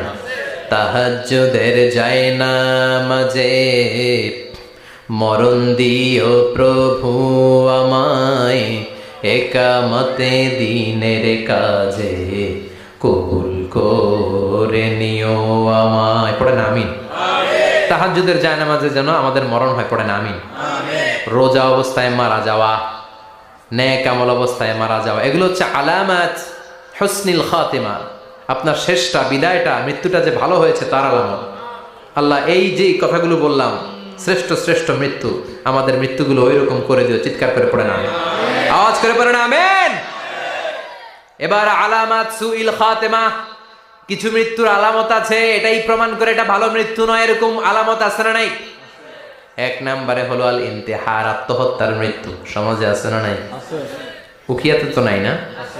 এদিকেও মরে। কি জন্য? কেন মরে? হ্যাঁ, বয়ফ্রেন্ড গালি দিয়েছে এই জন্য? হ্যাঁ, মান ক্বাতালা নাফসাহু বিশাইইন উযযিবা বিহি ইয়াউমাল কিয়ামা, যে জিনিস দিয়ে যে যাকে মেরেছে, আত্মহত্যা করেছে, সুইসাইড করেছে, কিয়ামতের দিন ওই জিনিস দিয়ে সে তাকে মারবে, এটাই হবে তার শাস্তি। ওড়না পেঁচিয়ে যারা আত্মহত্যা করলো, ওর শাস্তি ওড়না পেঁচানো। বিষ খেয়ে যারা মারা গেল, তার শাস্তি জাহান্নামের বিষ খাবে আর চিৎকার করবে। ছুরি ঢুকিয়ে যারা মারা গেল, জাহান্নামের আগুনে ঝলসানো ছুরি শুধু ঢুকাবে। আল্লাহ আত্মহত্যা থেকে বাংলাদেশে বাঁচাও, আমাদের ছেলে মেয়েগুলারে বাঁচাও। চিৎকার দিয়ে বলেন আমিন। আত-তাআক্কুদ ফিল লিসান ফিলা ইলাহা ইল্লাল্লাহ, আজীবন কালেমা পড়ে নাই, আজীবন কালেমারে বাস দিয়েছে, এখন মরার সময় সবাই কয় কলমা পড়েন, কলমা পড়েন। এখন পড়তে চায়, মাগার মুখ দিয়ে বাইর হয় না। আছে না নাই? এরকম ডাকাই দুখিয়াতে নাই, কলমা পড়তে পারে না, আটকায় যায়, মরে গেছে। এই মৃত্যুটা কি ভালো? কথা বলে। ফি হালাতি শুরব, অনেকে মদ খাইতে খাইতে মরে। আছে না নাই? জুলুম করতে করতে মরে, আছে না নাই? অন্যের জায়গা দখল করে মরে, এরকম আছে না নাই? ফি হালাতি ইরতিকাবিল কাবায়ের, যে কোনো কবিরা গুনাহ করা অবস্থায় যদি মারা যায় এটা খারাপ মৃত্যু, অপমৃত্যু, এটা জান্নাতি মৃত্যু নয়। চিৎকার করে বলেন ঠিক কি না? এরপর ফি সাখাতিল ওয়ালিদাইন, বিশ্বনবী বললেন কোন ছেলে যদি মারা যায় এমন অবস্থায় মা বাবা তার উপর রাগান্বিত, এটা ভালো মৃত্যু? কথা বলেন। পৃথিবীর চেয়ে, গোটা পৃথিবীর বুকে মায়ের চেয়ে আপন কেউ আছে নাকি? এই মায়ের মনে কষ্ট দিয়ে ওই অবস্থায় যদি মারা যায়, এই মৃত্যুটা অনেক খারাপ। চিল্লায় বলেন ঠিক কিনা? এজন্য মায়ের সাথে খারাপ আচরণ করবেন নাকি? কথা বলেন। যার মা নাই সে জানে মা না থাকার কি জ্বালা, ঠিক কিনা? যখন রাত্রি নিঝুম এই চোখে ঘুম, একলা শুধু ঘরে তোমায় মনে পড়ে মাগো, তোমায় মনে পড়ে। যখন রাত্রি নিঝুম এই চোখে ঘুম, একলা শুধু ঘরে তোমায় মনে পড়ে মাগো, তোমায় মনে পড়ে। এজন্য মায়ের দোয়া সবচেয়ে বড় দোয়া। মা রেগে আছে, মা বদদোয়া দিয়েছে, বাবা বদদোয়া দিয়েছে, বাবা আপনার উপর অসন্তুষ্ট, ওই অবস্থায় ছেলে মরলে এটা কি ভালো মৃত্যু? এরপরে স্বামী যদি নাখোশ থাকে স্ত্রীর উপর, স্বামী যদি স্ত্রীর উপর রেগে থাকে, অসন্তুষ্ট থাকে, ওই অবস্থায় স্ত্রী যদি মারা যায়, এটাও খারাপ মৃত্যু। চিল্লায় বলেন, এটাও খারাপ মৃত্যু। এরপরে লাউ ফারিহাল মুসলিমুনা বিমাউতি, কোন লোক মারা গেলে যদি এলাকার মুসলমানরা খুশি হয়, এটা কি ভালো মৃত্যু নাকি? কোন লোক মারা গেলে এলাকার মুসলমানরা যদি আল্লাহর শুকরিয়া করে, এটা কি ভালো মৃত্যু নাকি? আমরা কি ভালো মৃত্যু চাই নাকি খারাপ? আমরা শাহাদাতি মৃত্যু চাই, ইমানের মৃত্যু চাই। পড়েন আমিন। এজন্য রাব্বুল আলামিন বলেন বাল তুসিরুনাল হায়াতাদ দুনিয়া ওয়াল আখিরাতু খায়রুন ওয়া আবাকা। ক্ষণস্থায়ী দুনিয়াটাকে তোমরা বড় মনে করো, এটা বড় না, বড় হলো আখিরাতের জীবন। এজন্য আখিরাতের জীবনের জন্য প্রস্তুতির দরকার আছে না নাই? মরণ হচ্ছে সবচেয়ে বড় প্রস্তুতি, মরণের চিন্তা।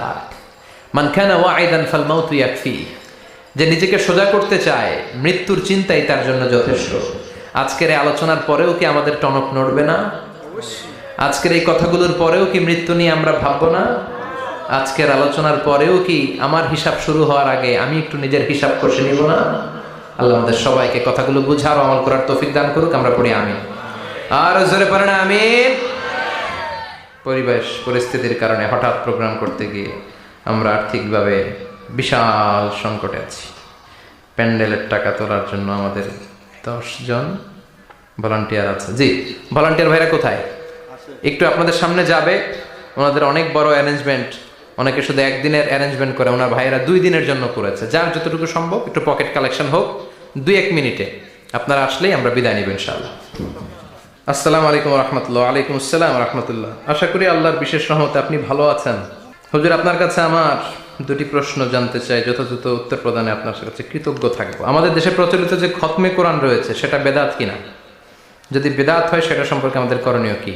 6 ঘন্টা 8 ঘন্টা হাফেজ এনে কোরআন খতম দেওয়া হয়, এই পদ্ধতিতে আল্লাহ রাসূলের জামানায় ছিল না। কোরআন আপনি নিজে পড়বেন, কোরআন আপনি ভাড়া করে এনে বাবার জন্য কান্নাকাটি করানোর কোনো দরকার নাই। আপনি নিজে সূরাতুল ফাতিহা, সূরাতুল ইখলাস পড়ে আব্বার জন্য দোয়া করলে আপনার আব্বার কবরটারে জান্নাত বানায় দিবে কে? আপনার বাবার জন্য আপনি যত কাঁদবেন, আমার কি তত কান্না আসবে? আপনি আমার যতই বলেন হুজুর আমার আব্বার জন্য একটু দোয়া করেন, একটু, আমি যতই দোয়া করি আপনার আব্বার জন্য কি আমি কাঁদবো? কথা বলেন। আমার আব্বার জন্য আমার কান্না আসবে, ঠিক কিনা? এজন্য সূরাতুল ফাতিহা পড়ে দোয়া করবেন, সূরাতুল ফাতিহা পড়ে আব্বার জন্য দোয়া করবেন। আচ্ছা, আপনারা একটু উত্তর দেন তো, বিষ্ণু ঈসা ইসলাম খাদিজাতুল কুবরার যে কথা আজকে আমরা শুনলাম, খাদিজাতুল কুবরাকে ভালো কি বেশি বাসতো না কম বাসতো? খাদিজাতুল কুবরার ইন্তেকালের পরে সাহাবাদেরকে নিয়ে কোরআন খতম হয়েছে? হয় নাই। ফাতেমাতুজ জোহরা উনি আগে মারা গিয়েছেন, সাইয়েদনা আলী ইন্তেকাল করেছেন পরে, হাসান হুসাইন বেঁচে ছিল, উনি কি ওনার আম্মার জন্য কোরআন খতম করেছে এইভাবে? না, প্রচলিত এই পদ্ধতিতে কোরআন খতম করা এটা সুন্নাহ নয়। সুন্নাহ হচ্ছে আব্বার কবরের সামনে দাঁড়িয়ে কবর জিয়ারত করবেন, ঘরে বসে আব্বার জন্য কাঁদবেন, রব্বির হামহুমা কামা রাব্বায়ানি সাগীরা বললে আল্লাহর আরশে যেইভাবে পৌঁছবে, আমরা দোয়া করলে এইভাবে পৌঁছবে না। ছেলের দোয়াটা বাবা মার জন্য বেশি কবুল। আল্লাহ বুঝার তৌফিক দান করুন। যে ব্যক্তি সুদ ঘুষ খায়, মানুষের হক প্রকাশ্যে হারাম ব্যবসা করে, প্রিয় নবীর আদর্শ ব্যতীত অন্য আদর্শ না। প্রিয় নবীর আদর্শ ব্যতীত অন্য আদর্শ নিয়ে আল্লাহর সামনে দাঁড়ালে ওই আদর্শ আল্লাহর দরবারে কবুল হবে না। বিশ্বনবী যে পন্থায় আমাদেরকে শিখিয়েছে, ওই পন্থায় ছোট্ট কাজ করলো এটাকে উহুদ পাহাড়ের সমান বড় করে দিবে কে? আর মন গড়া পন্থায় যদি আপনি করেন, ওইটা মিজানের পাল্লায় উঠালে কোনো ধরনের ওজন হবে। আল্লাহ আমাদের সবাইকে কথাগুলো বুঝার ও আমল করার তৌফিক দান করো। আরো জোরে করে আমিন। আল্লাহ আমাদের মাহফিলটাকে তুমি কবুল করো। যারা টাকা দিয়ে পয়সা দিয়ে এই প্রতিকূল পরিবেশেও সুন্দর প্রোগ্রামটা অ্যারেঞ্জ করেছে, আমাদের সবার জন্য মাহফিলটাকে নাজাতের ওসিলা বানাও।